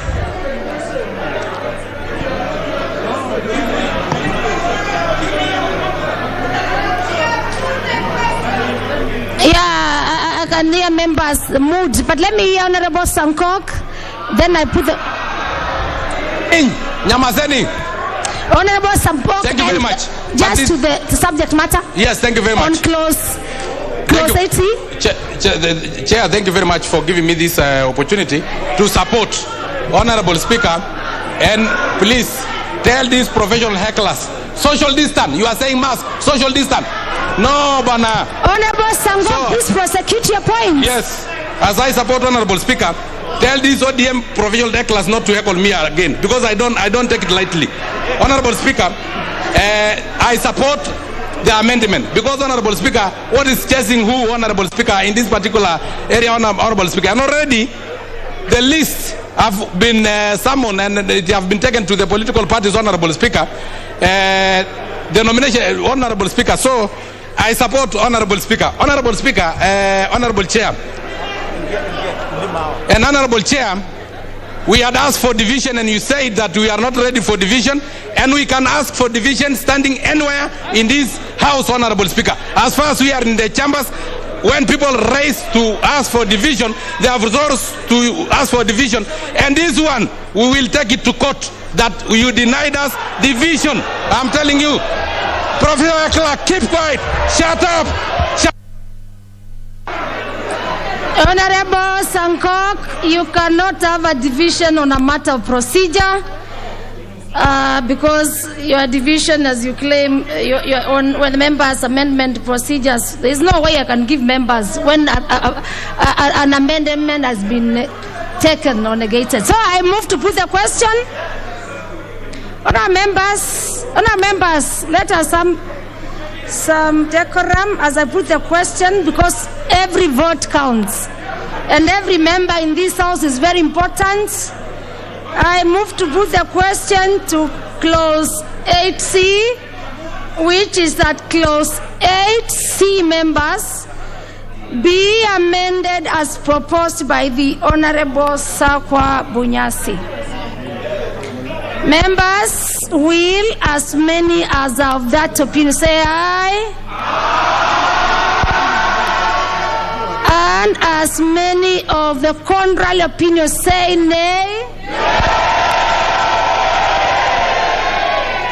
It is very clear to the chair and everybody that the nays have it. Very well. Yes, I confirm. Now, this is how division is done, members. I confirm that we have the numbers for us to call for a division.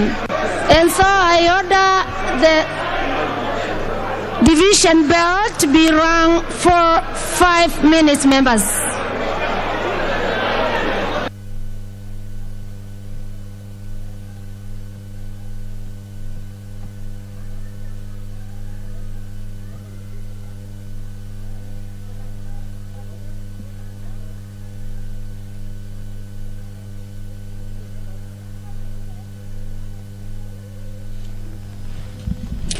Well, members, they are preparing for another division.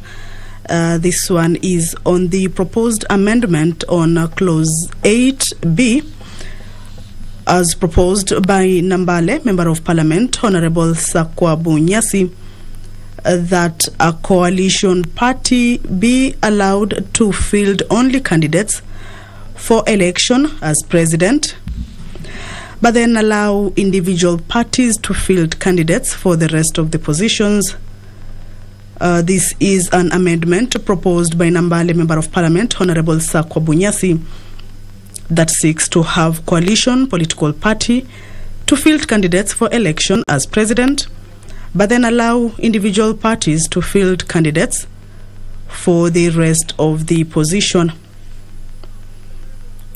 This division comes just a few minutes after the amendment by Garissa Township, Honorable Aden Duale, on the deletion of clause 8B that touches on the timelines for the submission of coalition political party agreements, which according to the bill was proposing 6 months. Honorable Aden Duale was proposing that that particular clause 8B be deleted in totality.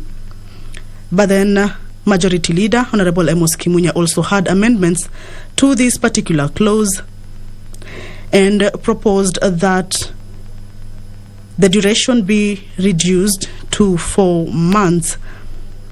That means political party coalition agreements will now be submitted to the Registrar of Political Parties 4 months to elections.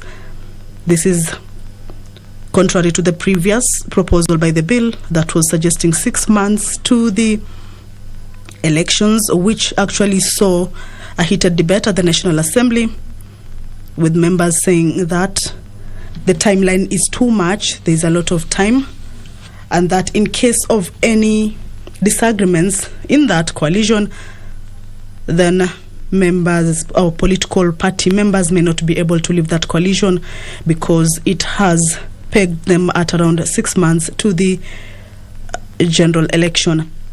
According to Wale, that particular clause is being used as a decoy by individual political or other politicians to achieve their political interest.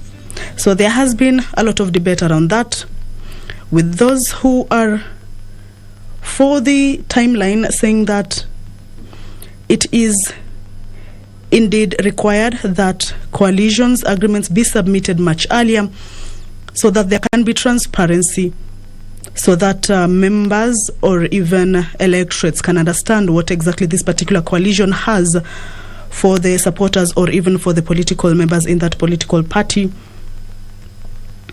JLAC had proposed 3 months.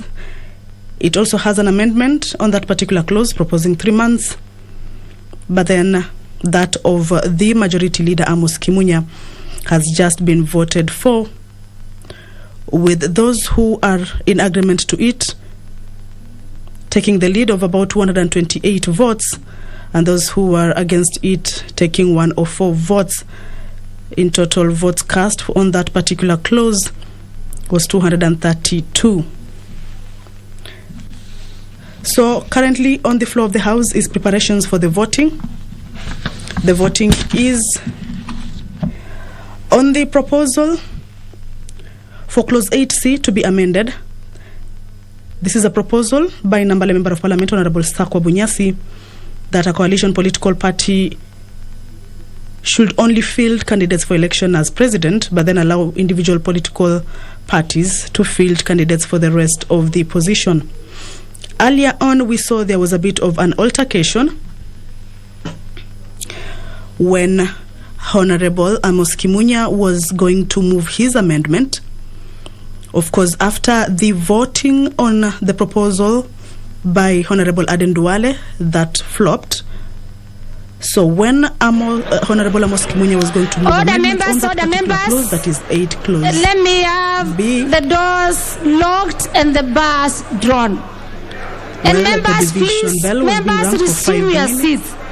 Otherwise, if you don't follow the procedure on time, you will have a no delegate, or your vote will not be counted because you are not following the procedure.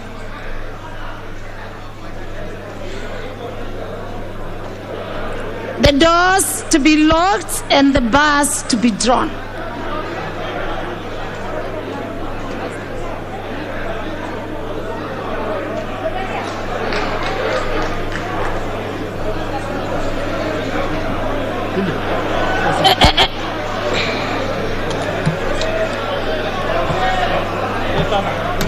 And no member will be allowed in or out of the chamber.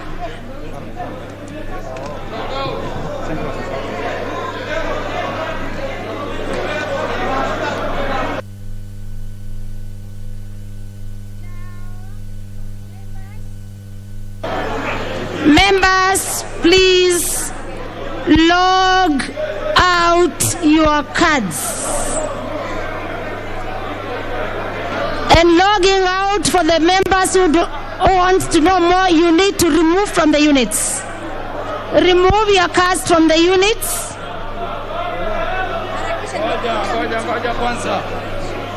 Yes. Please, can the doors be locked? Even the behind doors, can they be locked?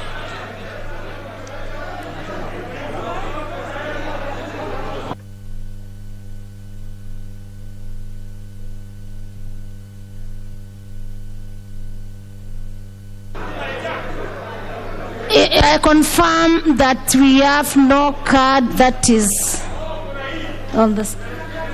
Yes, but it is not. It has not been given the pin. There is no card indicating. But he has not put his pin. It is not indicated yet. Yes, very well.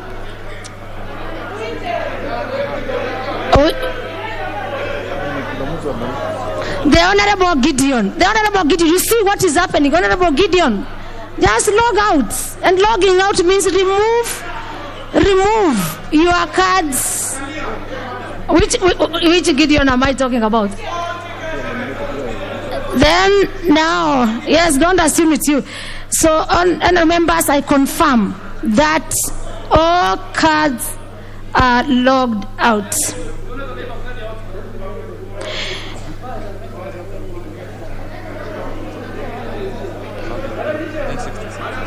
Members, can you log in your login, and that is logging in. Register yourself by logging in, members, for 60 seconds. Within 60 seconds, and do not remove your cards.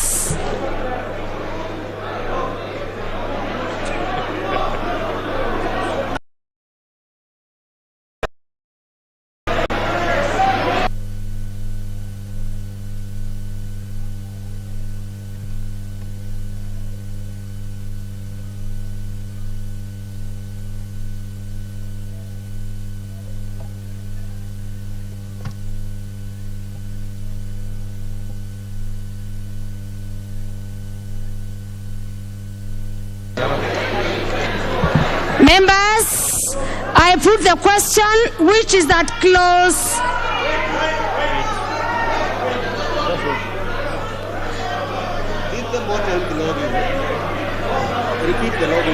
Members, honorable members, logging in is, I don't know, do I define it or do I put?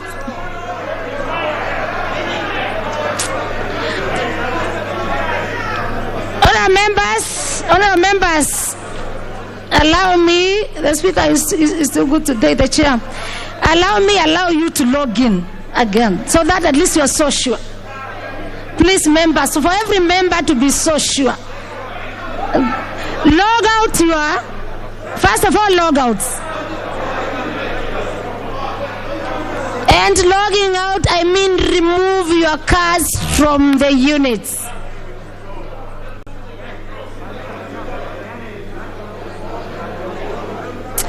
With the members having logged out, honorable members, yes, just a minute, I'll listen to you. Log out. If it takes a whole minute to remove your card, fine, to log out. We need every member to be heard.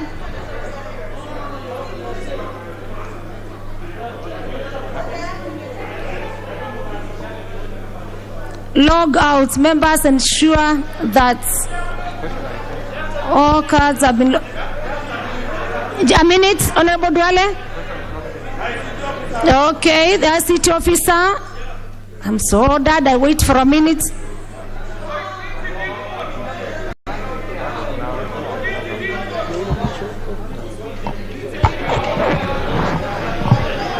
Yes, I think the system is working. The system is working. And I'll be giving you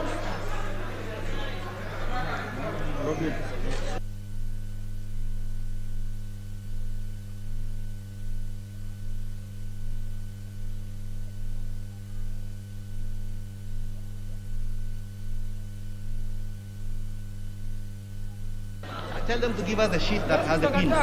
Tell us to give us the sheet that has the pin. Pale. Ile sheet iko na pin numbers of members. Some have forgotten. The sheet that has pin numbers of members.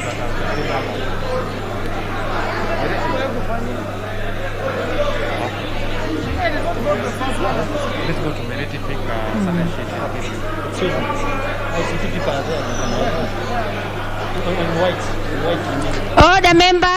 All the members, every vote counts. And every member has a vote.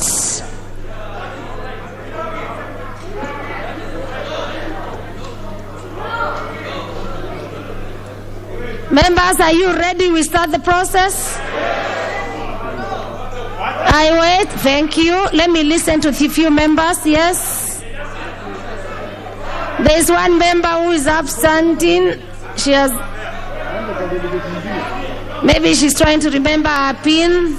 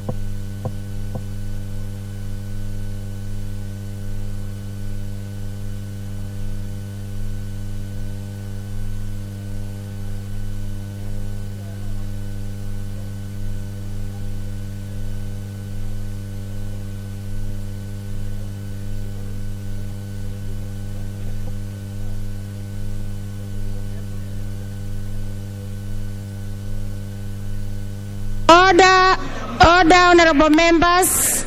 All members. The honorable Jambo, member for Funyula. Logouts. The honorable member for Murwa Dikiri.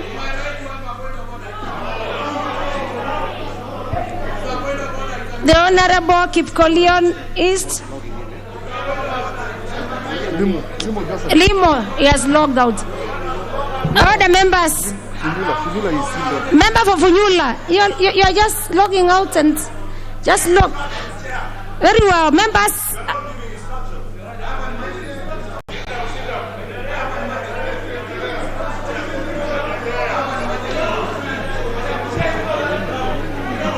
Are we ready to log out?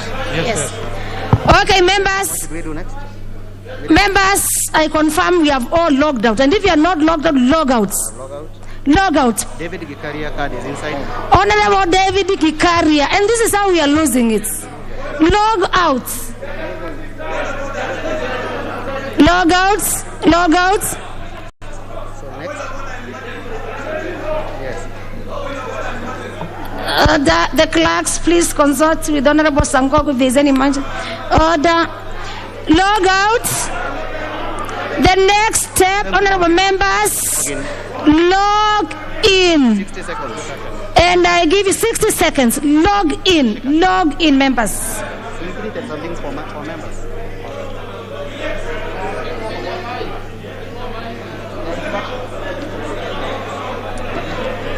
Seconds.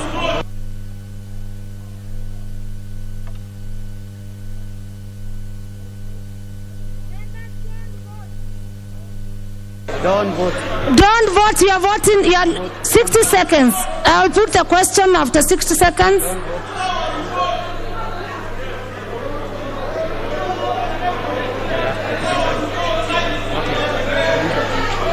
I have 21 seconds.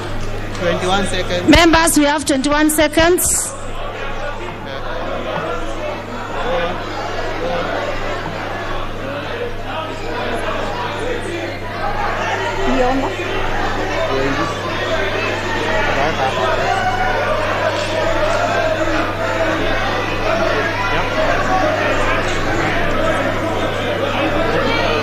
Put the question. Can they vote? Can they vote? Yeah, put the question. Members, I put a question for voting, which is that clause 8C be amended as proposed by the Honorable Sakwa. Vote now.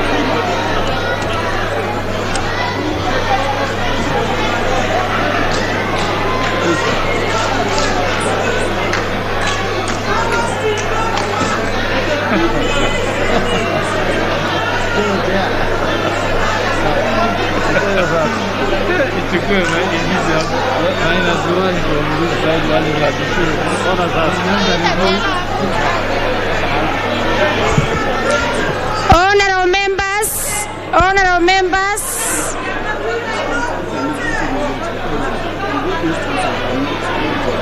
the results of our voting is also displayed in our screens. That the yeas have 111, the nays have 132.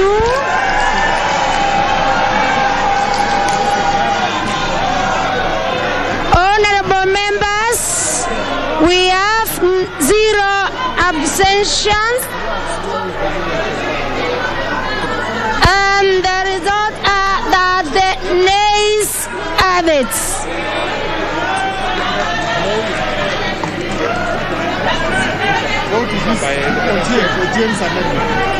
Honourable members, with that we move to Honourable Ochieng David amendment. The Honourable David Ochieng amendment.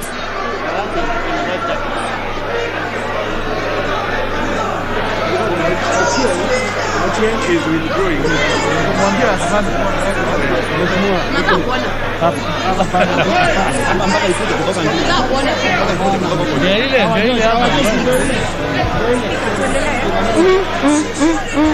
I'm just looking.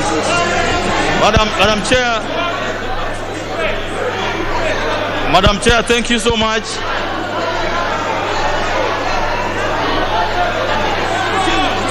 Madam Chair, thank you so much. Madam Chair, may I have your attention, Madam Chair? Thank you so much, Madam Chair. Madam Chair, having read the bill afresh and having looked at the intention of the bill again, Madam Chair, I wish to drop the amendment that I proposed, Article 8. Thank you.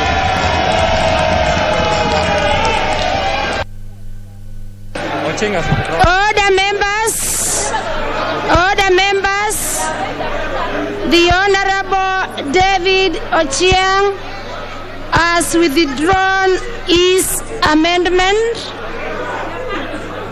Honorable David Ochieng has withdrawn his amendment.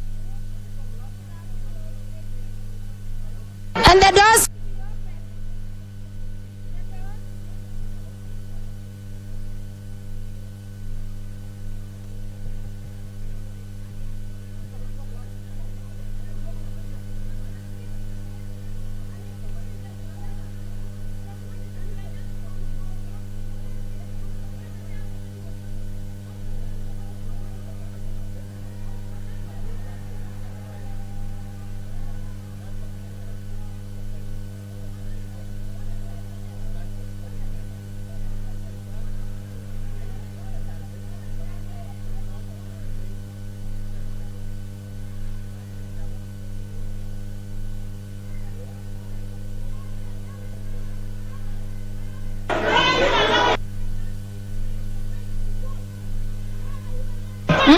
Njoroge anasema turudie.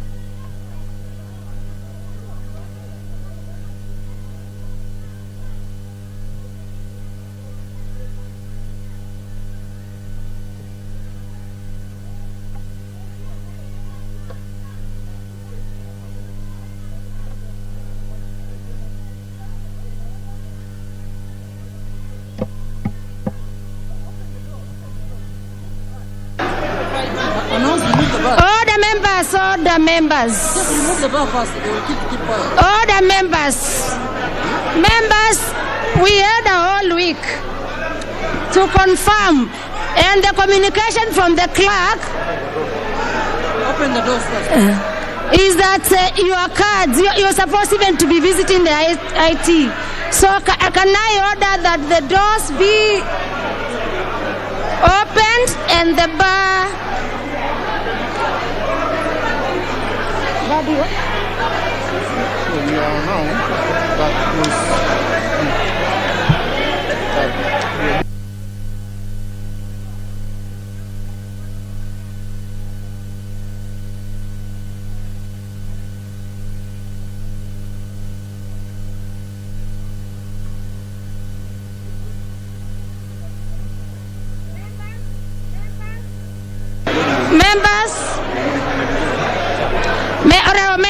Honorable members, allow me put the global question.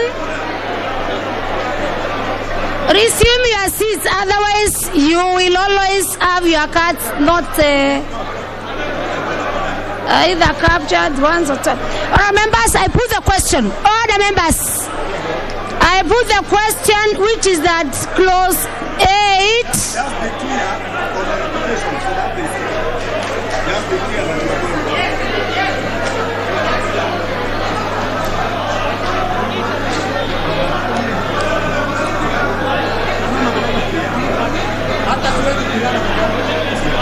Honorable members, I give you 1 minute to resume your seats because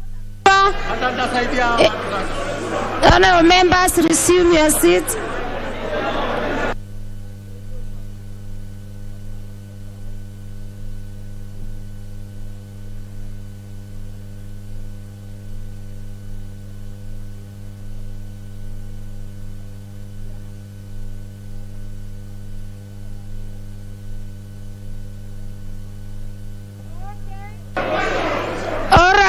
Very well. All right.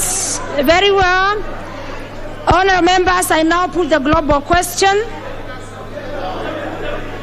which is that clause 8C.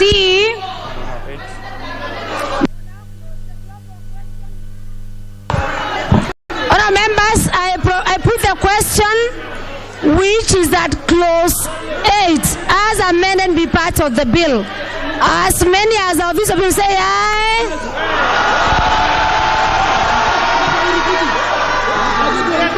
And as many as have gone to appeal say nay. The ayes have it.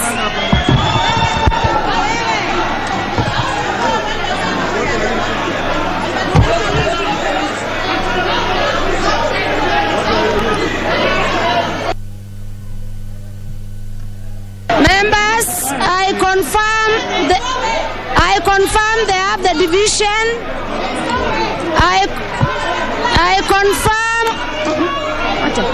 I confirm we have the numbers for division members, and I call the division bell to be rung for 5 minutes.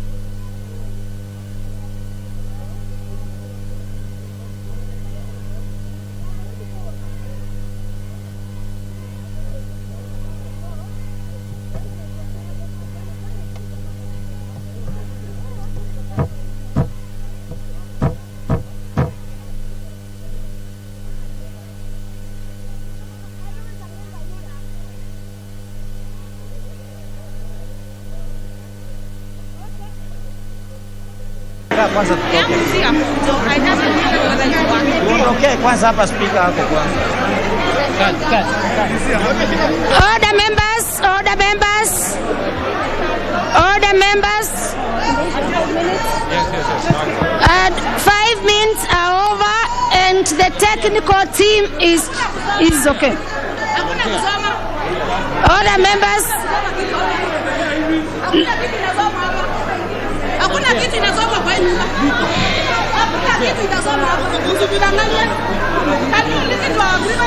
Members, can you log out? Members, before now I order. Members are coming in. I order that doors are locked and the bar is drawn. I order the doors are locked and the bar is drawn. Sergeant at times I order that the doors are locked and the bar is drawn. Mheshimiwa, ring the bell. We rang. I ordered. Hakuna kitu kinasoma hapa. Hakuna kitu kinasoma hapa. Madam, kwanza ifanye. Correct the mess.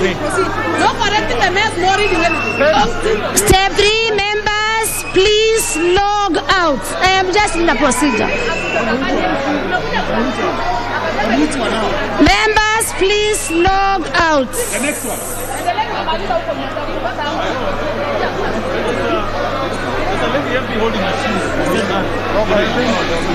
Honorable members, please log out. Some members are making a lot of noise and you must understand the procedure. Log out.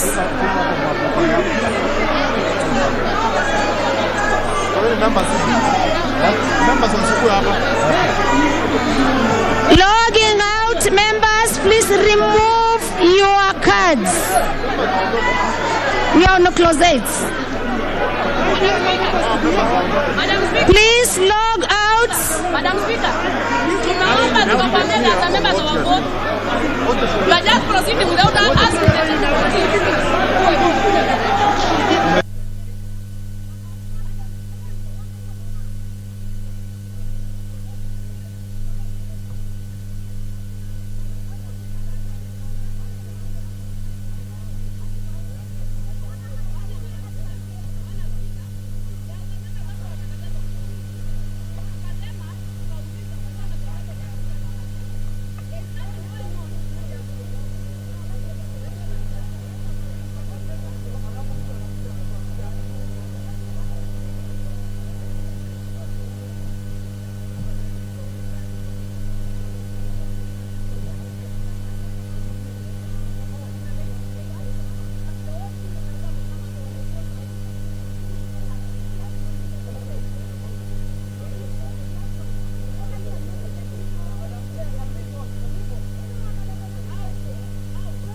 How?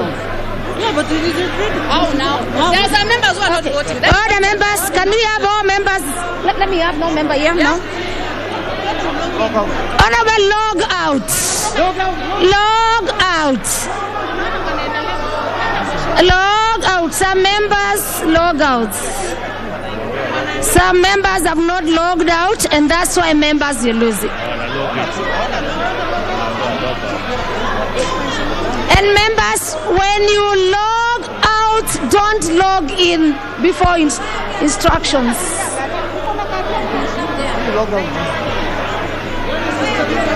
Members, log out. You know, they're just sitting out with these things. No, all members must log out. No.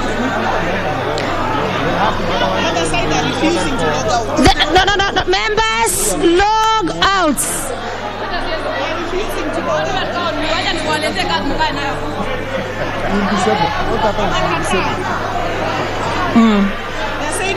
Honorable members, log out.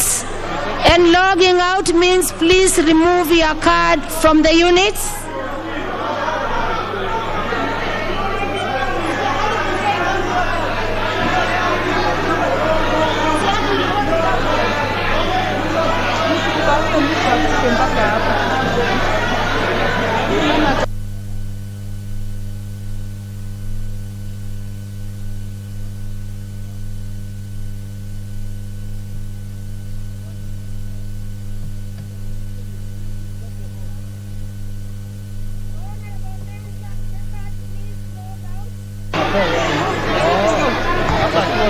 Members log out.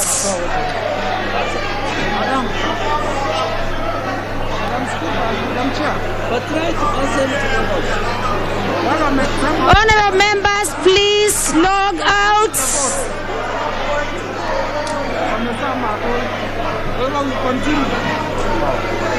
Honorable members, log out.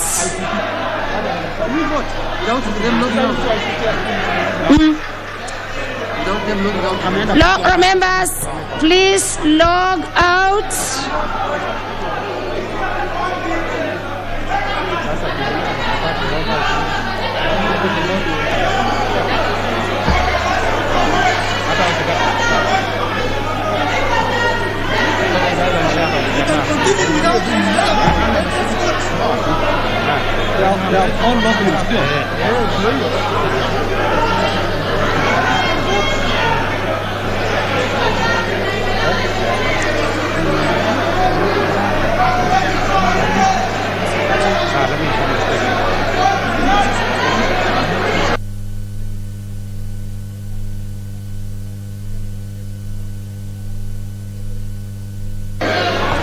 Honorable members, please log out.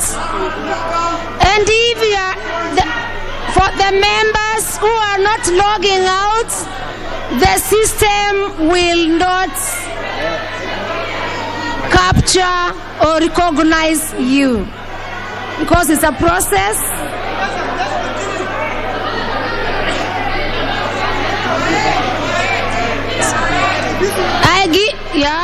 And that's how the members are losing, and some are not logging, others are logging. I'm taking you through the stage members. In the next 30 seconds, please log out.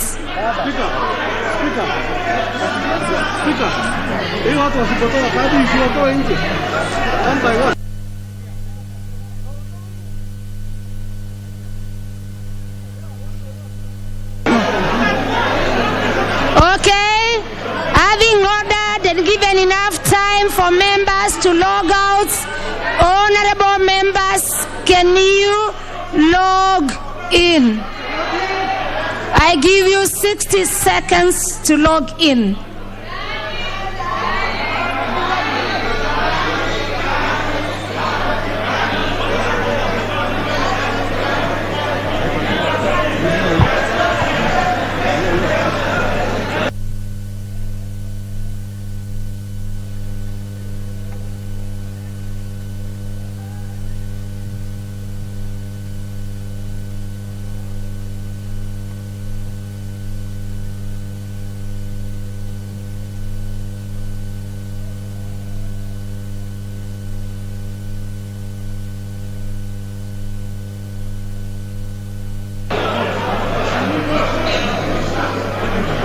And when you log in, please don't vote before I direct, and don't log out before I direct. Please don't remove your card. This is the mistake members we are doing. If you don't follow the procedure, we will find ourselves just... How many seconds? Yeah, put the question. All right, members, with that, I put the question, which is that clause 8 as amended be part of the bill. Vote now. Vote now, members.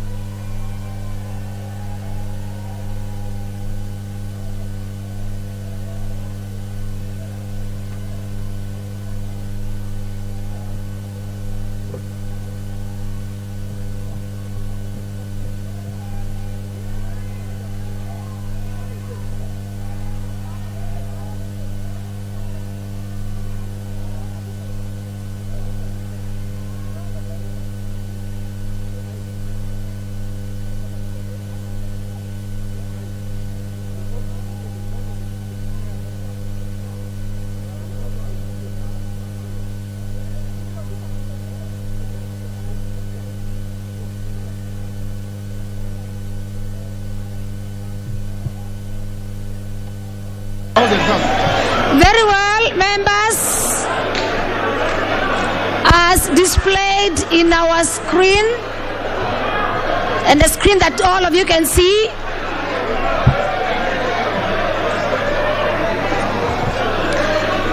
the nays of 53, which of course is the most result of not logging out some members. The absentia 0, and the ayes of 153. Now, members, the ayes have it.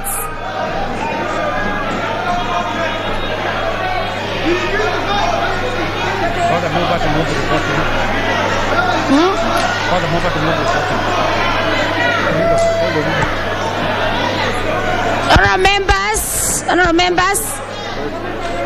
members, can we have the doors open?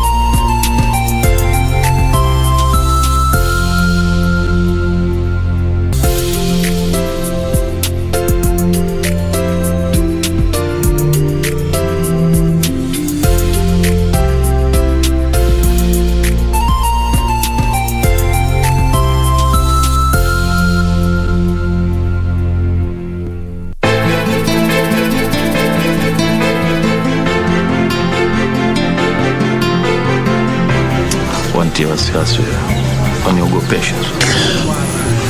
Mshenzi sana wewe, wajua lakini. Wewe, rudi hapa. And don't you dare walk away on me. La sivyo nitakufukuza hapa kama mnyama. Makweli wasokuwa na haya wana mji wao. Babe, what's wrong? Wamtetea nini huyu?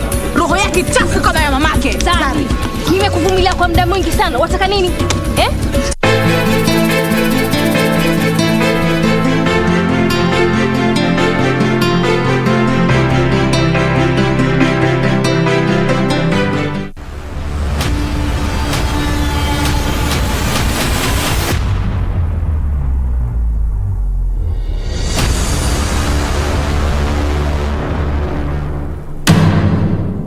What if it's God's will for me not to have a child?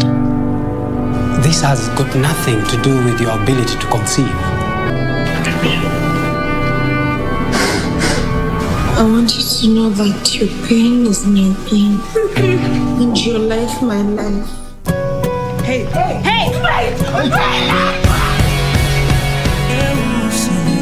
Angazia jua la pendo lako.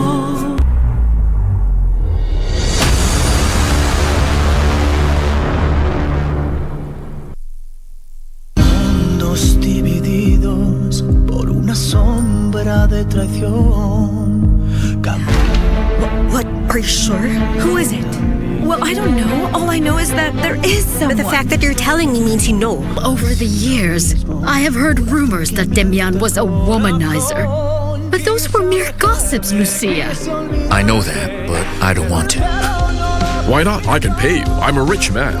No, it's not about the money. And to be honest, I'm not happy to know that you lead a miserable life. On the contrary. Oh, please. Just please forget about what Demian wants you to do. Just drop it. Go away and forget about me, Leonardo. Leave me alone. But I can't. It will kill me. Lying heart. Fue sembrando el veneno y la ambición. Entre dudas.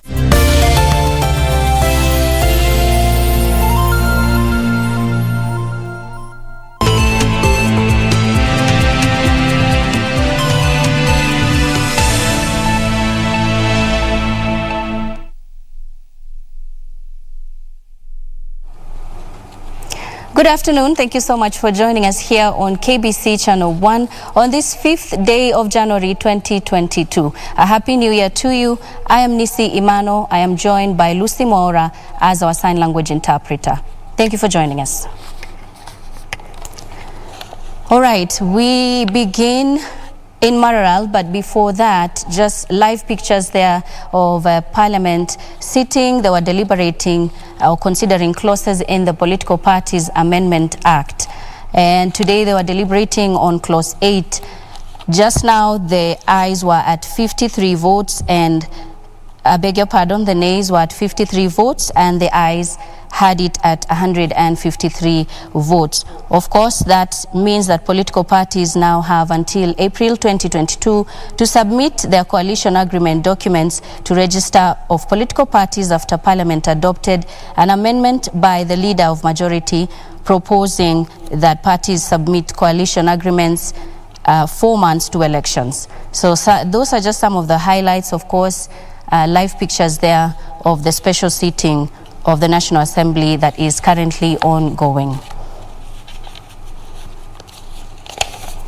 That's a report that we will bring to you conclusively in our subsequent bulletins.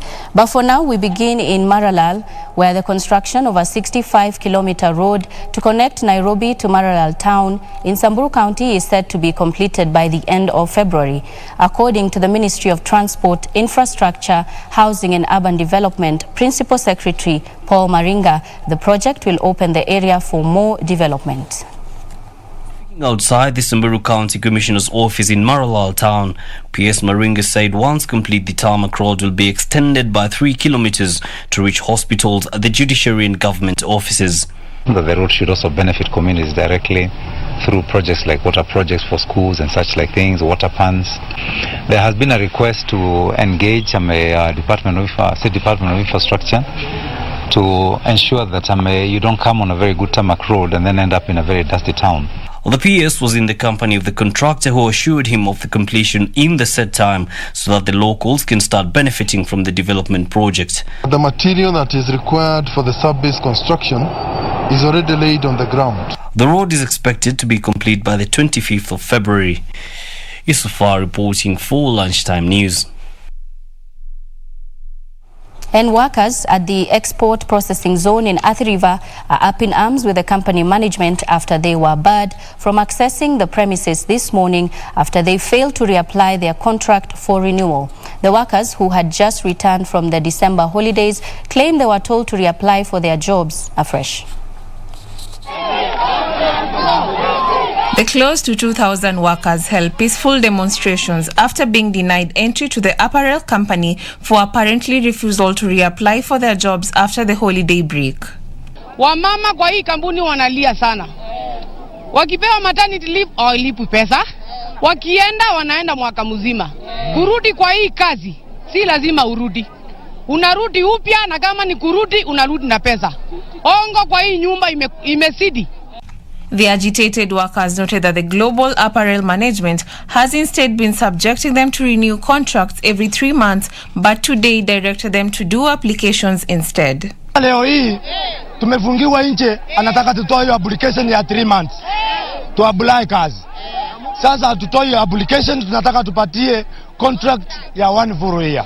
EPZ Workers Union noted that they received numerous complaints from workers over harassment. The union now says they will move to court to sue the company over its gross misconduct, saying it has defied labor and union guidelines governing the export zone. Leo ni siku ya opening day ya kufungua waingie kazi. Kupiga kwa gate wameambia mkuje na application ndio uingie. Which wa director mwenyewe, labor na union walisign hiyo kitu, no application, ni ku renew contract, renewal of contract.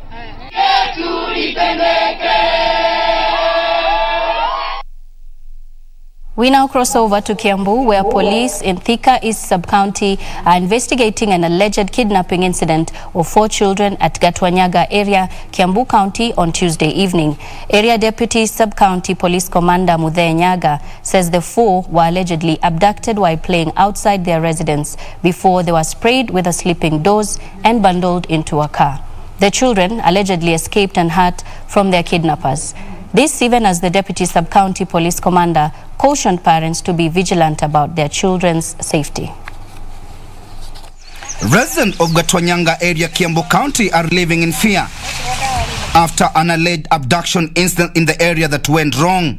The 4 children were allegedly kidnapped while playing outside their residence, but later made a lucky escape.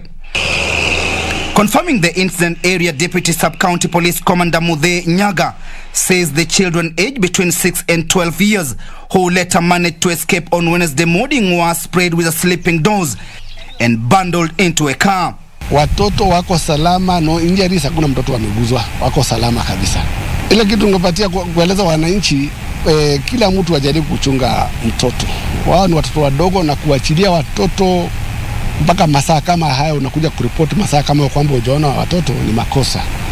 The 2 boys and 2 girls detailed how they were blindfolded and their mouths, hands and legs tied up, put into a car. Hiyo mama alikuwa na nywele ndogo inakaa ya kunyolewa, na alikuwa mfupi, na baba alikuwa refu. Waliturusha huko, wakaenda akaacha mama hapo nje kiangalia hao watoto wengine na sisi. Baba alikuwa anaongea, tukaingishwa kwa hiyo room, tukasikia watoto. Sasa tulisikia watoto, huyu akaamka wa kwanza, akaturusha chini kwa nyasi. Yeye akashuka msho, tukapitilia njia ya msituni. Tukaenda tukatokeleza kwa barabara, ndo sasa tukaona shushu. They were driven for about 4 kilometers before they were bundled into an abandoned small room near Makongeni Estate, where they found 3 other children. Sasa kwenda kupenduka, tuko wawili, wakatuspray afu wakatuchukua, wakaturusha kwa gari, tukatuteremsha huko kwa msituni, wakatufungia kwa kinyumba kinaitwa kwa kinyumba kadogo kameandikwa choo, wakatufungia huko ndani. Na hiyo haikuwa na dirisha, ilikuwa imepigiliwa na misumari. Sasa tukasukuma hiyo mabati, afu kusukuma mimi nikainua, na sasa nikawarusha nje, tukapotelezeka kwa msitu, tukatoka huko tukakimbia. Guardian to one of the children, Catherine Karongo, says the children went missing from 3 p.m. on Tuesday and came back home at 8 a.m. on Wednesday. Around 7 ndio sasa mama jirani na yeye ndio alipigiwa simu, akasema hata yeye watoto wake hawapatikani, na ndio wakaandamana wakakuja police station. Na sio ndio tukaenda tukachukua watu wa area, tukaanza kupiga nduru, tukawaambia hapana, tusaidieni kutafuta watoto, na tukawatafuta na hatukuwapata. Resident led by Cecilia Omaida, a local leader, raised concern over the insecurity cases in the area, with several kidnapping and gruesome murders being reported in the area over the past 1 year. Ningetaka serikali, especially the DCIO Thika East, aitavini kwa hiyo maneno ili kuwezekana kujulikane ni nani alikuwa amebeba watoto, because it is very bad and we condemn that issue. Timothy Kipnusu for Lunchtime News. Elsewhere, Orbit Chemical Industries Chief Executive Officer Sachin Chandaria is claiming ownership of the controversial Mukuru Kwanjenga slums land. Chandaria claims he bought the land from National Bank and subdivided it into 1329 plots and gave locals who had encroached into it the first priority to purchase, and only 456 of them did so. For the first time, the Chief Executive Officer of Orbit Chemical Industries Limited, Sachin Chandaria, has come out to lay claim on the controversial Mukuru Kwanjenga slums land. Chandaria claims he acquired the land in the early 80s from the National Bank of Kenya. Purchased this land on a tender from National Bank of Kenya in 1987. I have here a copy of the title, which I'll share with you. However, squatters invaded the private land in the early 90s, and they later went to court, and the court ruled on their favor. Orbit Chemicals gave the government 20 plots for public amenities, including schools, police stations, churches, which are already at ground. The land that has been sold to those people with legitimate titles, it is their land. The rest of the land is ours. I have faith that our justice system will protect the sanctity of title, and we. Orbit Chemical walipewa idhini na rais 2018 kutuuzia shamba, na rais mwenyewe akamkabidhi titles ili auzie wale ambao wakaji tulikuwa pale tukikaa pale kinyume. Tumeenda hata kotini ambayo kesi ni ya tarehe 24 mwezi huu, Tukistaki watu ambao wamekuja kuingilia kwa property zetu ambazo tumezipata kwa halali. Sasa ile kitu hatutaki na ile kitu ambayo hatutaki ni badi, keep away. The company, according to Chandaria, then gave the encroachers the first priority to purchase the land, which others did, and they now have title deeds. In 2018, Orbit we offered the title, the plots for sale, with a priority going to the existing illegal occupants of the land at the time. Ikiwa serikali inaweza ikanipatia title kama hii na bado inarudi inasema inaweka watu pale katika ground ambayo wanasema ati shamba ni ya serikali, ati mimi siwezi kubadilishwa kufika mahali pale kwangu. For Lunchtime News, I'm Ruth Wamboi. We now cross over to Kajiado County, where government says a third of its residents has been affected by the ongoing drought. Kajiado County Deputy Governor Martin Moshisho said the situation might worsen following failed short rains. For the past 8 months, Kajiado herders have been grappling with a severe drought that has claimed hundreds of livestock. The remaining animals so emaciated that their value in the market dropped drastically. Some parts of Kajiado County have not received enough rainfall for the past 2 years. The current short rains, however, couldn't help either, for only few places received the rains. Makali ya kiangazi inazidi. Tumeona mvua mfupi, sehemu kubwa haijaweza kufikiwa, na sehemu kidogo ambayo imefikiwa watu wamehama kule. Kwa hivyo nyasi na chakula ya ng'ombe itakuwa ya muda mfupi. Sisi zote basi tubaki bila malisho ya ng'ombe. Currently, most herders have relocated their animals to those areas, but the pasture is diminishing fast, leaving herders more vulnerable. The drought has also affected the school calendar. Some learners are yet to open for the third term after their families relocated in search of pasture. Kwa hivyo tunaomba viongozi husika na other bodies which are in charge of mambo ya relief food na mambo hata ya kuangalia mambo ya kiangazi waweze kukuja kusimama na sisi, kwa sababu hii ndio wakati tunawahitaji sana. Angalieni hapo kama serikali ya county na hata vile kama serikali ya national government ichukue jicho hata pande ya Kajiado, iseme Kajiado haina shida. The residents now want both the county and national government to intervene and supply them with relief food. Kajiado County Deputy Governor Martin Moshisho says a third of Kajiado residents are facing drought.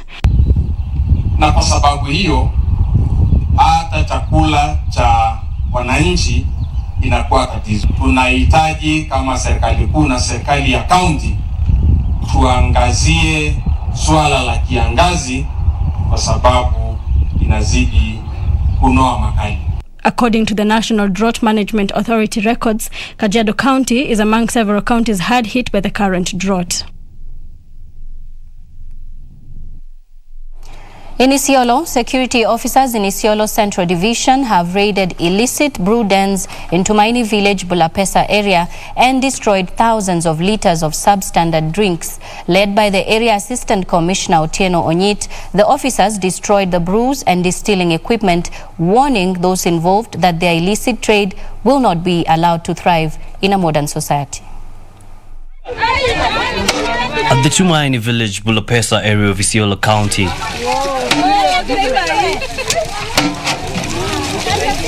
administration officers destroying distilling equipment.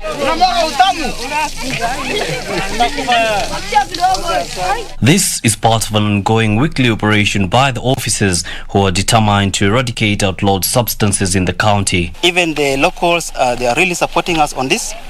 Just few elements who have just decided to do this kind of business that the government is against, and they are ready to support us. Those who are against it are fully behind us, and we really appreciate them for the today's work. Illicit brew and other drugs we are not going to entertain. Led by the Assistant County Commissioner Joshua Otieno Onyet, the officers raided the village and seized brewing paraphernalia. Those yet to be brought to book have been called on to seek alternative sources of income, failure to which they too will meet the same fate. Na wanajua venye wanafanya ni makosa. So tunataka tahadhari iende kwa hawa hatutasita kuwachukulia hatua na kuharibu hiyo pombe ambayo wanatengeneza kila uchao, na tuko na intelligence ya kutosha. Pombe iko na tutahakikisha imeisha. We are telling them to look for other businesses that they can do, which cannot put them in awkward position or situation the way they are at the moment. The administration officers have vowed to continue the weekly raids until they realize an outlawed substance-free Isiolo County. Nimetoka kuchukua machifu, county commissioner, ndiye county commissioner nimetoka, hata wenyewe wametoka na nyinyi. Tafadhali kuti, nipatie kazi, niachane na kazi ya kupika chang'aa, nianze kazi ingine ya kufagia county. Yusufar reporting for Lunchtime News. And in the political scene, Kiambu Women Representative Gathoni Wamushomba says plans have been hatched to create an imperial registrar of political parties on who is likely to fold back the democratic freedoms Kenyans have been enjoying over the years. Speaking at her office in Ruiru, Wamushomba claims that the register of political parties will call the shots in determining who should be given a nomination for which party in the upcoming general elections. Kiambu Women Representative Gathoni Wamushomba said section of the bill, if not removed, will transfer the Independent Electoral Boundaries Commission to the Registrar of Political Parties. She added that the bill will create an imperial registrar of political parties who will control how political outfits conduct nominations. We are not going to allow to get an imperial political party registrar. And there is no day we are going to allow a political party registrar micromanage and meddle the affairs of a political party, because that means mtoto ambaye anauza kahawa kwa soko ambaye angetaka kuwa MP, kama hajulikani na hayo mafamilia dynastic, huyo mtoto hatapata nomination ya political party kuwa kiongozi. Speaking at her office in Ruiru, Wamushomba insisted that anticipated changes in the bill are aimed at giving one presidential contender a competitive edge ahead of the August 9 general election. Now what they're trying to do is to create timelines within which this coalition political party should be formed, so that they can lock out some people, and once they know they are being locked out, they will rush without much negotiations to them for a coalition. Wamushomba said UDA will certainly move to court to challenge the constitutionality of the bill. Meanwhile, elders from Nyaribari Chache has endorsed Henry Nyashio Otara for the bill to represent Nyaribari Chache constituency in parliament. Hapo awali kama wengine wamesema, tumeunga wenzetu mkono, watu wa Kambanane, watu wa Buguche, watu wa Busigisa, wote katika Nyaribari Chache tumewaunga mkono, na wakati huu tunawaomba kwa unyenyekevu nao pia watusaidie tuwe pamoja Nyaribari Chache, nazi tumchague Henry Nyashio Otara kuwa mjumbe wetu ifikapo tarehe 8 Agosti mwaka huu. Imani yetu, huyu mjumbe wetu kutoka Nyaribari Chache anaitwa Henry Otara ni mtu mnyenyekevu, mwenye imani na hana juki na yeyote, na lengo lake ni kusaidia Nyaribari nzima, sio hata hawa Dondo peke yake.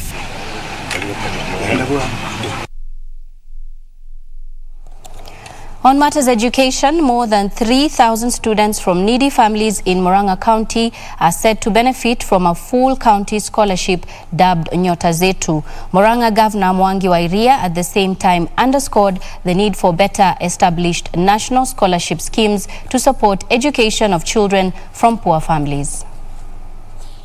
The county government in 2019 established Nyota Zetu scholarship, where in every year more than 1,000 students from poor families benefit with full scholarships.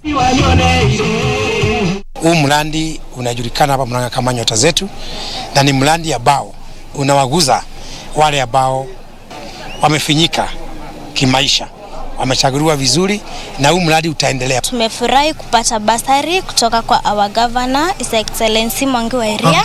Tunashukuru sana juu amesupport most of the people wenye hawakuwa wengine na matumaini ya kusoma. Speaking while issuing the checks, Murang'a Governor Mwangi wa Iria said bursaries currently being issued through various county and national government funds benefit a few needy children living scores of learners who cannot afford to pursue secondary and university education. Tunajua wazazi hawana pesa na hasa wakati kama huu wa January.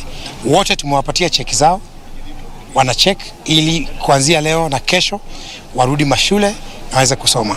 The presidential aspirant said he will give education priority if elected to the top seat, observing that educating children from poor backgrounds is one way of fighting poverty in the country. Sasa niko na furaha. Nilielezea mtoto wangu eti atasomea ile shule iko karibu ya day school. Akaanzia kulia karibu Anjinyonge. Lakini wakati nimepata nafasi ya Mwangi wa Iria mahali tumechukuliwa kama watu wako na shida. Akasema ati atatupea nafasi watoto wasome. Hiyo mtoto amefurahia na ninasema ni asante kwa sababu mimi singeweza na kusema ukweli singeweza kwa sababu sina nguvu. Ninasema Mwangi wa Iria Mungu amweke vizuri. Reporting for Lunchtime News, I'm Wamboi Otiende. And that story brings us to a very fast commercial break, but we'll be back with business and sports.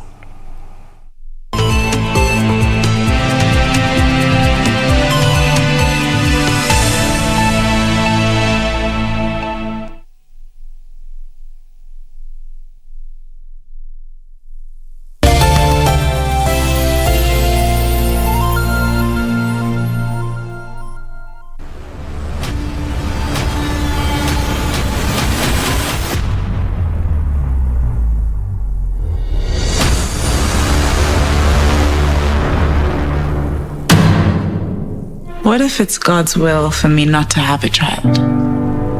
This has got nothing to do with your ability to conceive. I want you to know that your pain is my pain and your life my life. Hey!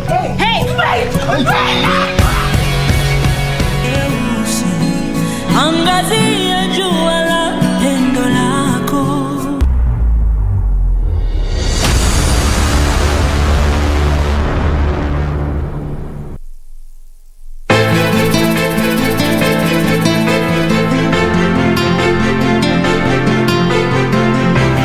Wantia wasiwasi waniogopesha. Mshenzi sana wewe, wajua lakini. Wewe, rudi hapa. And don't you dare walk away on me. La sivyo nitakufukuza hapa kama mnyama. Makweli wasokuwa na haya wanamji wao. Babe, what's wrong?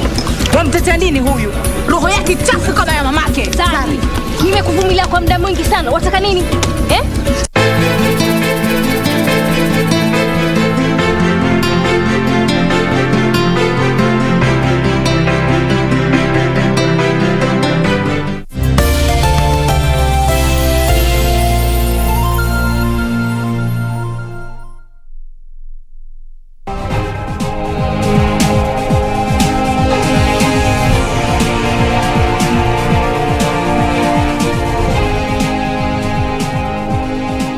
Welcome back. Thank you for staying with us. It is time now for business.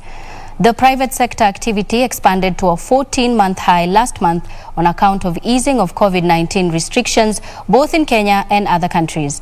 The market Stanbic Bank Kenya Purchasing Managers Index rose for the third straight month to a reading of 53.7 in December from 53.0 in November.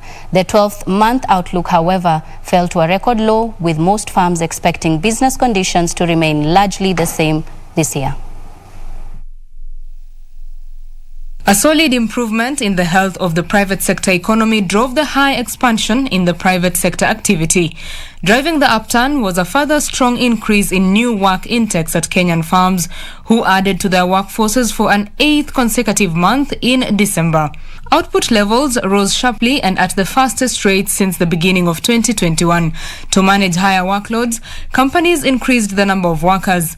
Although the rate of job creation eased slightly from November's 2-year high, this allowed firms to lower their backlogs of work for a second month in a row.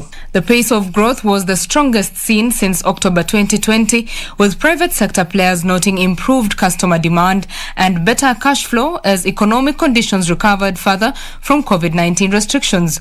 Business confidence for 2022 dropped in December as the Market Stanbic Bank Kenya Purchasing Managers Index shows the level of sentiment was the weakest seen since the survey began in January 2014, with just 19% of respondents giving a positive outlook. While there were hopes of expanding and offering new products and services in 2022, optimism fell as COVID-19 cases rose to record levels last month. The December data also indicated a sharp increase in input costs as raw materials were costlier due to ongoing supply issues and stronger demand. Efforts to build inventories in the face of strong new order inflows saw purchasing activity increase at the joint fastest pace seen in 2021. Betty Kiptum, Lunchtime News. And global ports operator DP World has begun construction of Senegal's Dayane deep water port, which is set to unlock significant economic opportunities for local businesses, create jobs, and increase the country's attractiveness to foreign investment. This will be Dubai-based company's biggest port investment in Africa to date, and a project that is set to boost the country's position as a major trade hub and gateway to West Africa. Details of this and more in the business news from Africa. DP World and Senegalese government have laid the first stone to mark the start of construction of the new port of Dayane. The investment of more than $1 billion will be done in 2 phases for the port of Dayane, which is the largest single private deal in the history of Senegal. The steps follows the concessions agreement signed in December 2020 between DP World and Senegal government to build and operate a new port at Ndayane, about 50 kilometers from the existing port of Dakar. The first phase of the port development will include a container terminal with 840 meters of quay, while the second phase, an additional container quay of 410 meters, will be developed. Meanwhile, United Drilling Tools Limited has appointed marketing associates and representatives to promote its products portfolio for oil exploration and completion equipments in Egypt and Libya. This representation will open opportunities for United Drilling Tools Limited to expand its market base in Egypt and Libya. Hydrocarbon production is by far the largest single industrial activity in Egypt, representing around 24% of total GDP in 2019-2020. Libya is the 6th largest economy in Africa because of oil, which makes up 95% of its total exports. Finally, South Africa tourism is showing signs of recovery, with the coastal city of Durban having 80% occupancy at establishments and more than 200,000 visitors during the festive season. Durban Mayor Mxolisi Kaunda says during the festive season, restaurants and eateries in the townships and other destinations were full of tourists. Over the Christmas weekend period alone, about 200,000 people visited the city, spending about $10 million. Last Thursday, the South African government removed the curfew imposed to contain the spread of COVID-19. Reporting for Lunchtime News, I am Teresa Mutai. Elsewhere, China mobile shares have risen as they started trading in Shanghai after raising $7.7 billion in China's biggest public offering in a decade. The shares opened at 9.4% higher before easing back in morning trade. Details of this and more in our global news roundup. China's mobile smaller rivals China Telecom and China Unicom have already made the move to their home country. The 3 firms were delisted from the New York Stock Exchange after the Trump-era decision to restrict investment in Chinese technology companies. China's Mobile's Hong Kong listed shares also rose in early trade after the company said it will press ahead with a plan to buy back up to 2.05 billion shares, worth nearly $13 billion. The shares opened 9.4% higher before easing back in morning trade. China Mobile is now world's largest mobile network operator by total subscribers. Meanwhile, in the United Kingdom, travel industry groups have called for remaining COVID restrictions on travelers to be removed in the latest government review, with the data last week suggesting 1 in 25 people in the UK currently had the virus. Airlines say passengers testing is having no real impact. The travel industry said compulsory testing for UK arrivals and departures had held back the sector's recovery. The trade body Airlines UK argued that continuing the current measures will be financially disastrous for the industry. It added that the current limits have depressed demand and dented consumer confidence. Passengers' numbers at airports fell by more than 30% after Omicron measures were introduced.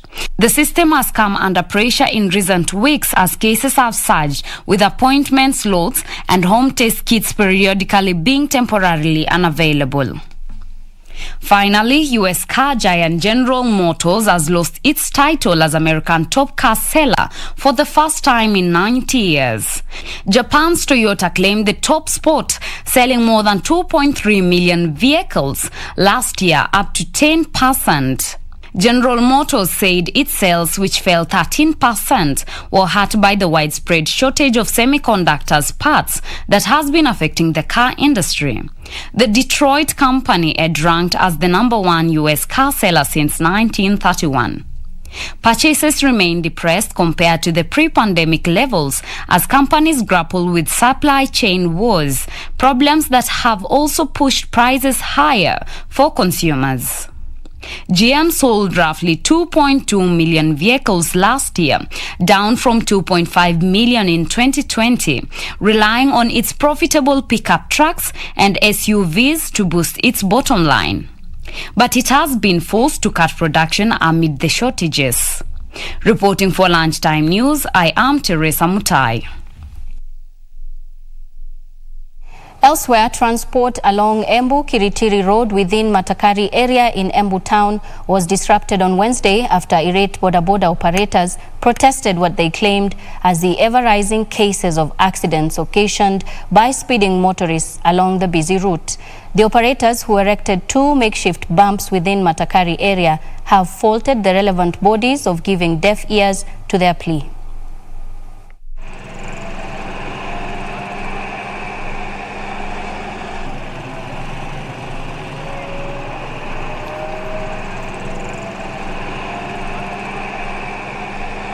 Unajua, suluhu ya kudumu ni watu madriver kuwa waangalifu wakati wanapopeleka magari za abiria na wale wanaopeleka bodaboda. Kwa ufupi ni sisi sote kuwa waangalifu wakati tukiwa barabarani. Ndivyo tu tunaweza kuepusha ajali za barabarani, kubeba ile watu wanaoruhusiwa, hata watu wa pikipiki. Kwanza hiyo ni makosa kubeba watu watatu kwa mara moja.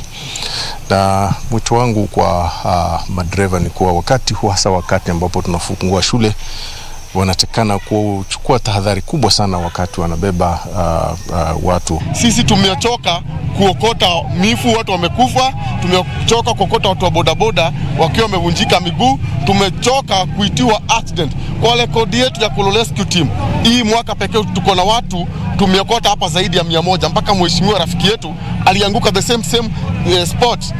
Juzi gari ya polisi ilianguka the same spot.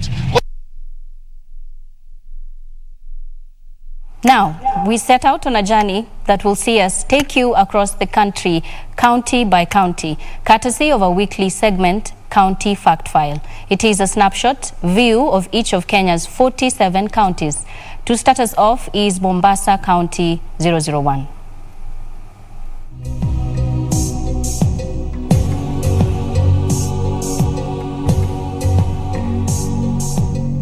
Mombasa County lies on the shores of the Indian Ocean along Kenya's coastline, covering 220 square kilometers. Although the smallest county geographically, the county has the fourth highest average contribution to gross domestic product in Kenya. It hosts the port of Mombasa, which is the key entry and exit point for cargo belonging to Kenya, Uganda, Rwanda, Burundi, Democratic Republic of Congo, Tanzania, South Sudan, Somalia, and Ethiopia. Fort Jesus is another of Mombasa's key features. It was built in the 1590s. Ferry is largely the mode of transport between Mombasa Island and the county's mainland suburb, with the standard gauge railway standing out as a link between Mombasa and Nairobi. Moi International Airport is in Mombasa and is majorly used by local and international tourists. Economic activities comprise tourism, fisheries, forestry, maritime activities including port and shipping. Mombasa County has a population of 1.2 million according to 2019 Kenya Population and Housing Census. It has 6 sub-counties and constituencies: Changamwe, Jomvu, Kisauni, Likoni, Mvita, and Nyali. Ali Hassan Joho is the county's governor, serving his second term. Mombasa County has 580,000 registered voters according to IEBC 2017 records.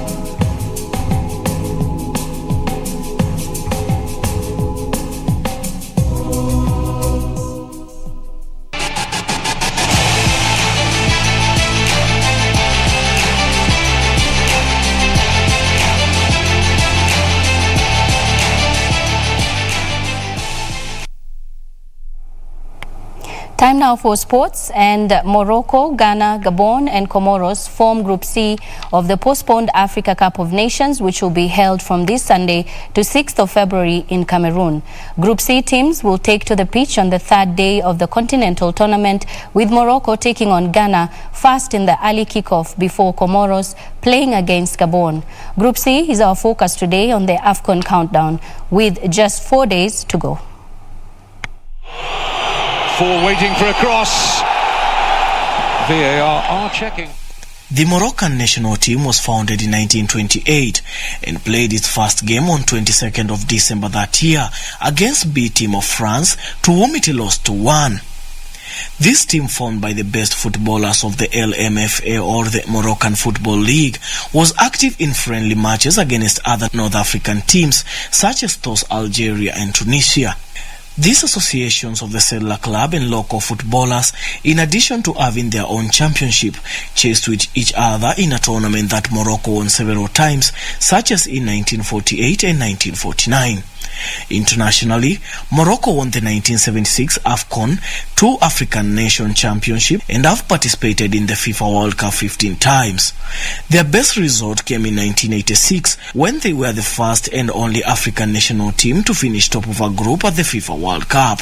In 1903, the first official Ghanaian soccer club was formed, and in 1920, the British introduced the first formal competition. The team have won the African Cup of Nations 4 times, in 1963, 1965, 1978 and 1982, making Ghana the third most successful team in the contestant history. Gabon, with the nickname the Brazilians and governed by the Gabonese Football Federation, they have never qualified for the FIFA World Cup but have qualified 8 times for the African Cup of Nations. The team represents both FIFA and Confederation of African Football (CAF). On 14th November 2019, Comoros opened their 2021 African Cup of Nations qualification campaign with a 1-0 win away to Togo, their first away win in a major qualifier.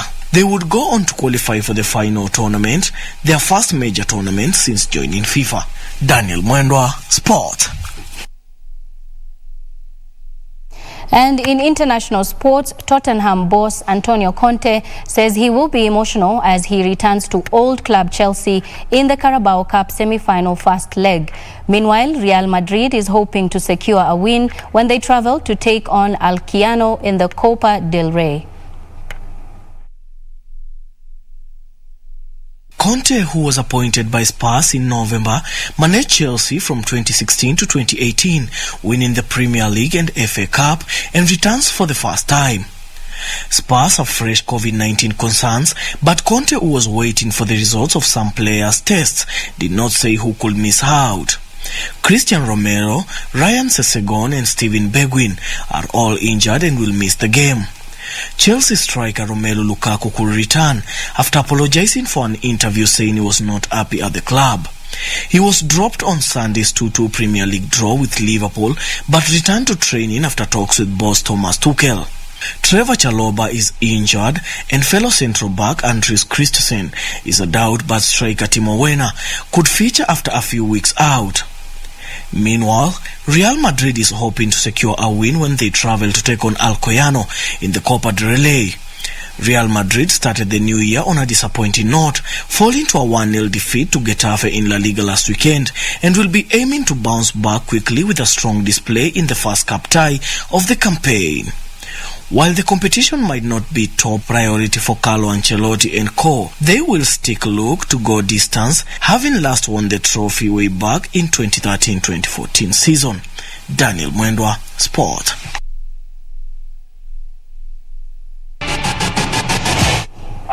And that is the latest at this hour. A lot more news will be coming your way at 7 and at 9 p.m. in our subsequent bulletins. I am Nisi Imano. Lucy Maura has been our sign language interpreter. Enjoy the rest of your viewing.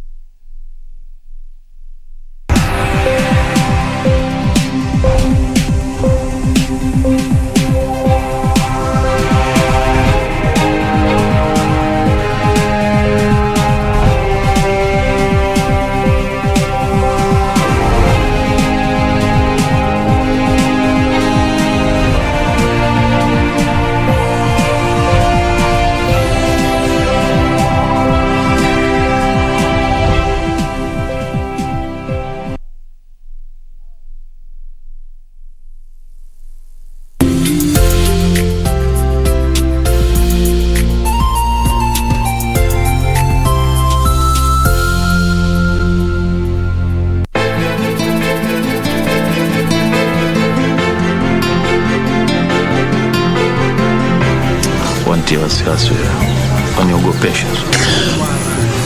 Mshenzi sana wewe, wajua lakini. Wewe, rudi hapa. And don't you dare walk away on me. La sivyo nitakufukuza hapa kama mnyama. Makweli wasokuwa na haya wana mji wao. Babe, what's wrong? Wamtetea nini huyu? Roho yake chafu kama ya mamake. Sari, nimekuvumilia kwa muda mwingi sana. Wataka nini?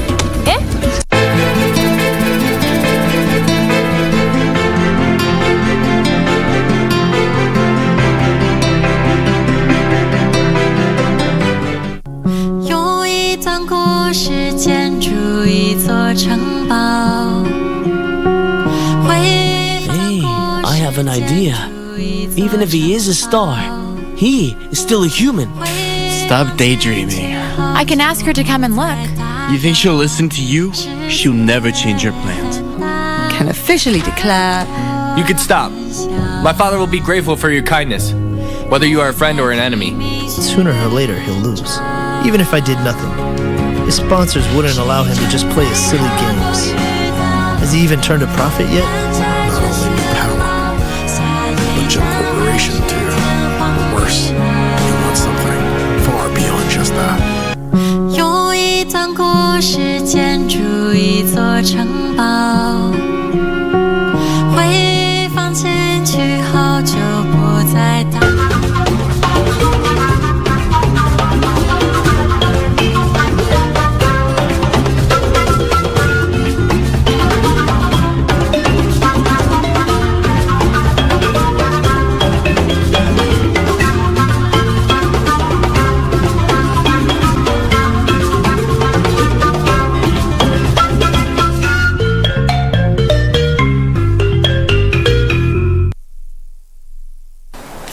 Ujambo mpenzi mtazamaji wa KBC Channel 1. Ni juma lingine tunakutana kulikunjua jamvi letu la mkulima. Lengo letu likiwa sawia na ruwaza ya mwaka wa 2030, kupiga marufuku janga la njaa nchini kwa kuelimisha njia badala na mwafaka za kufanya kilimo biashara. Kama desturi, mie ni wako Frederick Mbadha. Karibu.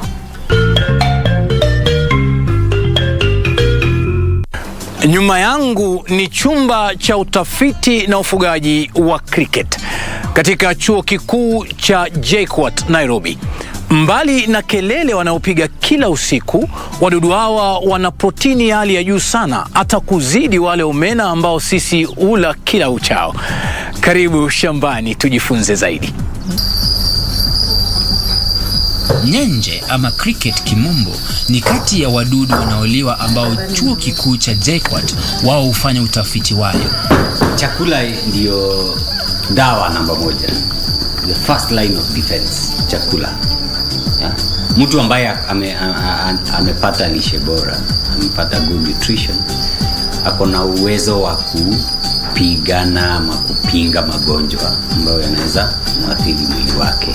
Yeah. So when people are well fed, they are eating healthy diets. So lazima watu wakule vizuri, good nutrition, uweza kujikinga magonjwa. Hata huu wakati wa corona, so unasikia tunaambiwa immunity yako lazima ikuwe juu. So kama uko na lishe bora, that is good nutrition, your immunity iko juu, so unaweza kujikinga. Dunia nzima kumeripotiwa wadudu wanaoliwa takriban aina 2000 tofauti. And they cut across, unakuta kuna crickets ambao wanahabari wanapenda kuwaita nyenje, sijui kwa nini. Kuna grasshoppers, senene, kuna locusts. Locusts tunawataje kwa Kiswahili? Hawa juzi wamekuwa wakisoa all over. Kuna mealworms, kuna black soldier flies, kuna mohane worms and many others. Ni wengi, siwezi wataja wote, lakini hapa Kenya unakuta kuna specifically wale ambao tumefanyia utafiti. Kuna crickets na ni different species of crickets. Tuko na grasshoppers, specifically senene grasshopper. Tuko na locust pia, tunafanyia utafiti wa locust. Tuko na termites, wani kumbe ambao wanaweza kurukana wakati kumenyesha. Na pia tuko na black soldier flies. Na kidogo pale tuko na mopane worm kule coast ambao pia tunawafanyia utafiti. So different, but hapa Jomo Kenyatta really tumesucceed kabisa na cricket, grasshoppers and black soldier flies. Utafiti wa wadudu ulianza kitambo. Licha ya hiyo, hapa JKUAT utafiti wa wadudu waliwao ulianza miaka 15 iliyopita. Basi, ili wajue jinsi ya kuwahifadhi na kuwafuga kwa njia inayofaa, waligeukia maktaba. Unajua utafiti wa wadudu kama entomology haujaanza sasa. Sisi kufuga tumeanza 15 years ago. But science ya entomology ama ya wadudu ni very good profession. Yeah. So already kuna documentation, kuna science ambayo ilikuwa imefanywa, ndio wakajulikana majina, wamejulikana hata wanapenda kuishi wapi, temperature, humidity, all those. Yeah. So sisi kile tulifanya ni kuenda tu kwa literature and we dug out a few basics. Then tukaja hapa kufanya kitu inaitwa adapt them to our environment. Yeah. So unakuta kule kwa shamba wanapenda kuishi ni temperature is about 20 to 30. So we make sure temperature iko hapa ndani ni kiwango hicho. Humidity ni 60-70. Pia hapa tunaweka the same humidity. Unaona? Chakula wanapenda kula nini huko kwa shamba, ni matawi, majani magani, nini na nini. The same thing tunaleta hapa. Ikija ni kutaga mayai, kule nje tunajua wanapenda kutaga mayai kwa environment unakaa hivi. So tunawaletea the same environment. So yeye hatambui ya kwamba ako different in a different environment, anafikiria bado yuko tu pale kwa wild. So they come here, wana relax. That is why hata unaona hawaruki, hawakimbii. Yetu wako na mabawa, wako na uwezo wa kuruka, wa kupaa, lakini hawapali kwa sababu they are comfortable. Yeah, they hata wapigi a lot of noise kama vile wenye wako kwa nyumba wanapiga, because they are comfortable. Everything they need is here. We understood them, we gave them what they needed. Wadudu hawa hujua wakati mtu anapowakaribia kwa sababu hisia zao ziko juu kwa upande wa kelele, sauti na ngurumo. Basi ukitaka wavuna lazima ufanye kwa utaratibu na kwa polepole, na hakuna kile huwezi tengeza kutoka kwa wadudu hawa. Kwa food technology tunasema a food product is only limited by your imagination. Hiyo tunamaanisha kwamba unaweza fanya value addition kwa cricket in whichever way you can imagine, as long as umepata product ambayo inapendeza, ambayo iko na nutrients na ambayo consumers watafurahia.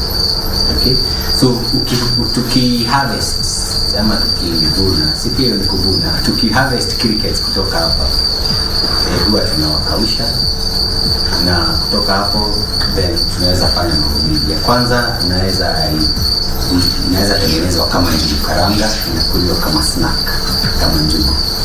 Pia inaweza kuwa meal, kuwa powder, na inaweza ongezwa kwa vitu nyingi, kwa ugali, kwa mboga, kwa chapati, chakula, kwa mkimo, anything, because ni protein.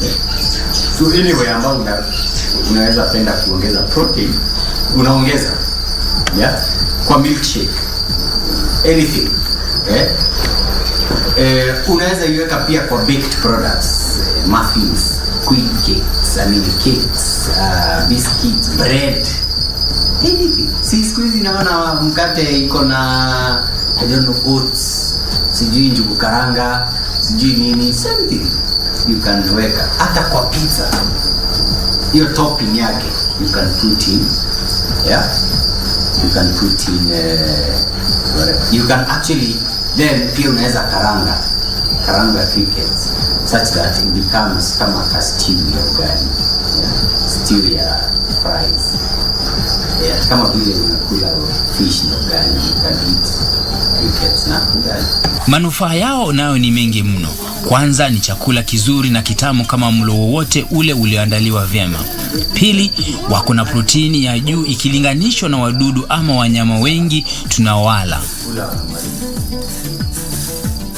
People should farm and eat them because they taste good. The second thing is that they are very nutritious. High protein. Tunasema crickets wako na protein mara 2 ya fish, mara 2 ya omena, mara 2 ya chicken, mara 3 ya beef. So you, for the same kilo of cricket, you get more benefit in terms of protein, and which has better amino acids, which are good for your muscles, bodybuilding, etc. Number 3 ni kwamba kufuga cricket haihitaji fedha nyingi. Ukiwa na 10,000 zako 10,000, 20,000 umeset up shamba ya cricket. Unaweza kuanza kufuga na kuharvest cricket. So unlike ng'ombe ama kuku ambao unahitaji maelfu, hii unahitaji tu pesa kidogo and you start off. Na wakati wakulima wanakuja hapa, tunawaonyesha different techniques za kufarm, from very small scale hadi scale kubwa. Unaweza lima na bucket. Hii ni bucket ni shilingi 250. So akiwa na 1,000 hapo na shamba ya cricket. Mwenye ako na uwezo wa kuweka greenhouses kubwa, naye anaweka mamilioni yake hapo. And tunaona kuna farmers in Kenya who have invested over 100 million in cricket, and they are making money. The others who have invested small buckets like this, and they are also making money in their small So kuna manufaa mengi ambayo hata mengine tunaenda tukidiscover pole. Sayansi haishi. Miaka miwili ijayo, azimio lao upande wa wadudu wanaofugwa ni kuwa na kiwanda chao kikubwa. 2 years from now actually tunataka tuone industries kubwa sana za edible insects. Kile tumefanya for now ni tumeset ground, very good policy infrastructure. Last year but one we were busy setting up regulations. So sasa tuko na KBC standard ya insects, how to farm them. There is a standard now, you can get code of practice. Kuna standard ya dried edible insects, na pia kuna standard ya products that contain insects. Now gazetted there, you can go to KBC. So you can pack your crickets and take them to KBC and they give you a mark of quality. Yeah. And that is, hiyo imepea framework nzuri sana kwa industry now to commercialize.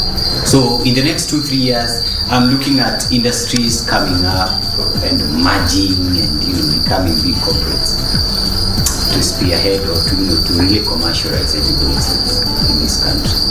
And now hatufanyi tu Kenya because we are working with Tanzania na Uganda pia. Kenya ndio iko mbele.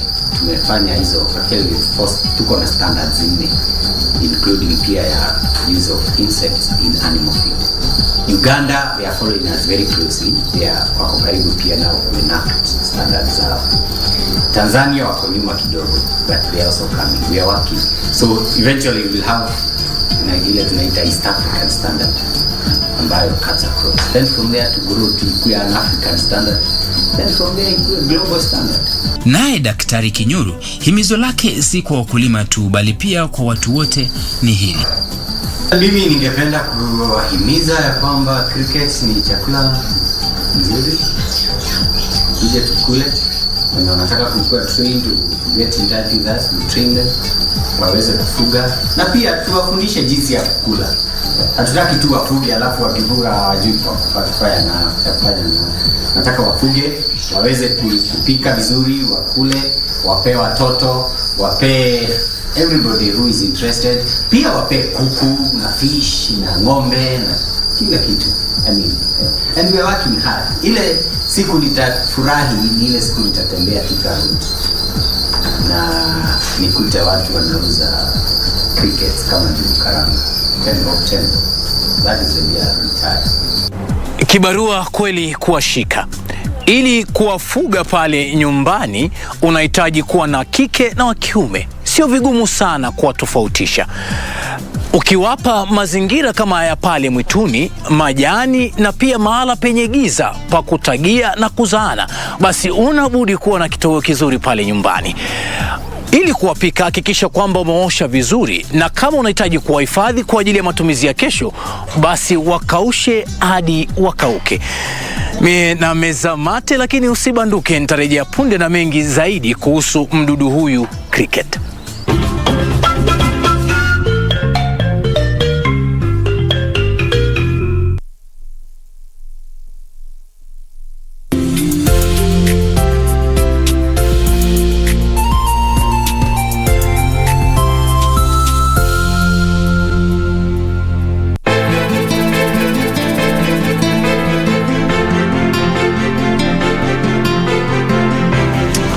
Wasiwasi waniogopesha. Mshenzi sana wewe, wajua lakini. Wewe, rudi hapa. And don't you dare walk away on me. La sivyo nitakufukuza hapa kama mnyama. Makweli wasokuwa na haya wana mji wao. Babe, what's wrong? Wamtetea nini huyu? Roho yake chafu kama ya mamake. Sari, nimekuvumilia kwa muda mwingi sana. Wataka nini?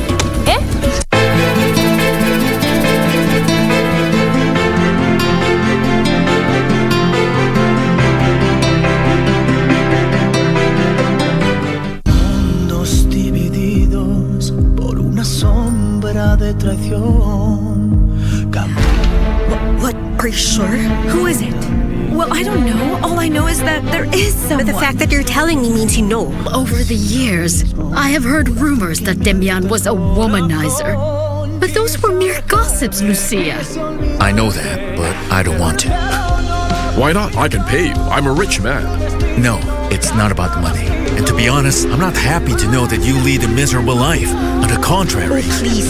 Just please forget about what Demian wants you to do. Just drop it. Go away and forget about me, Leonardo. Leave me alone. But I can't. It will kill me. Lying heart. Fue sembrando el veneno y la ambición. Entre dudas. One more day. I was born with a heart of a champion. It doesn't take a very long time to say thank you, Jaja, thank you, Jaja. When the music plays, please.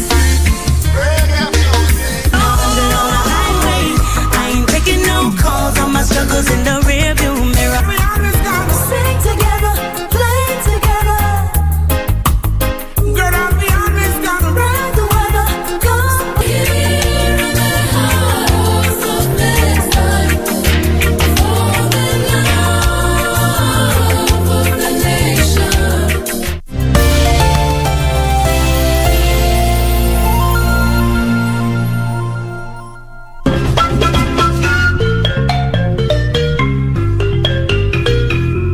Karibu tena mpenzi mtazamaji wa KBC Channel 1 na asante kwa kuchagua Mkulima kama jukwaa lako la kufunza jinsi ya kufanya kilimo biashara.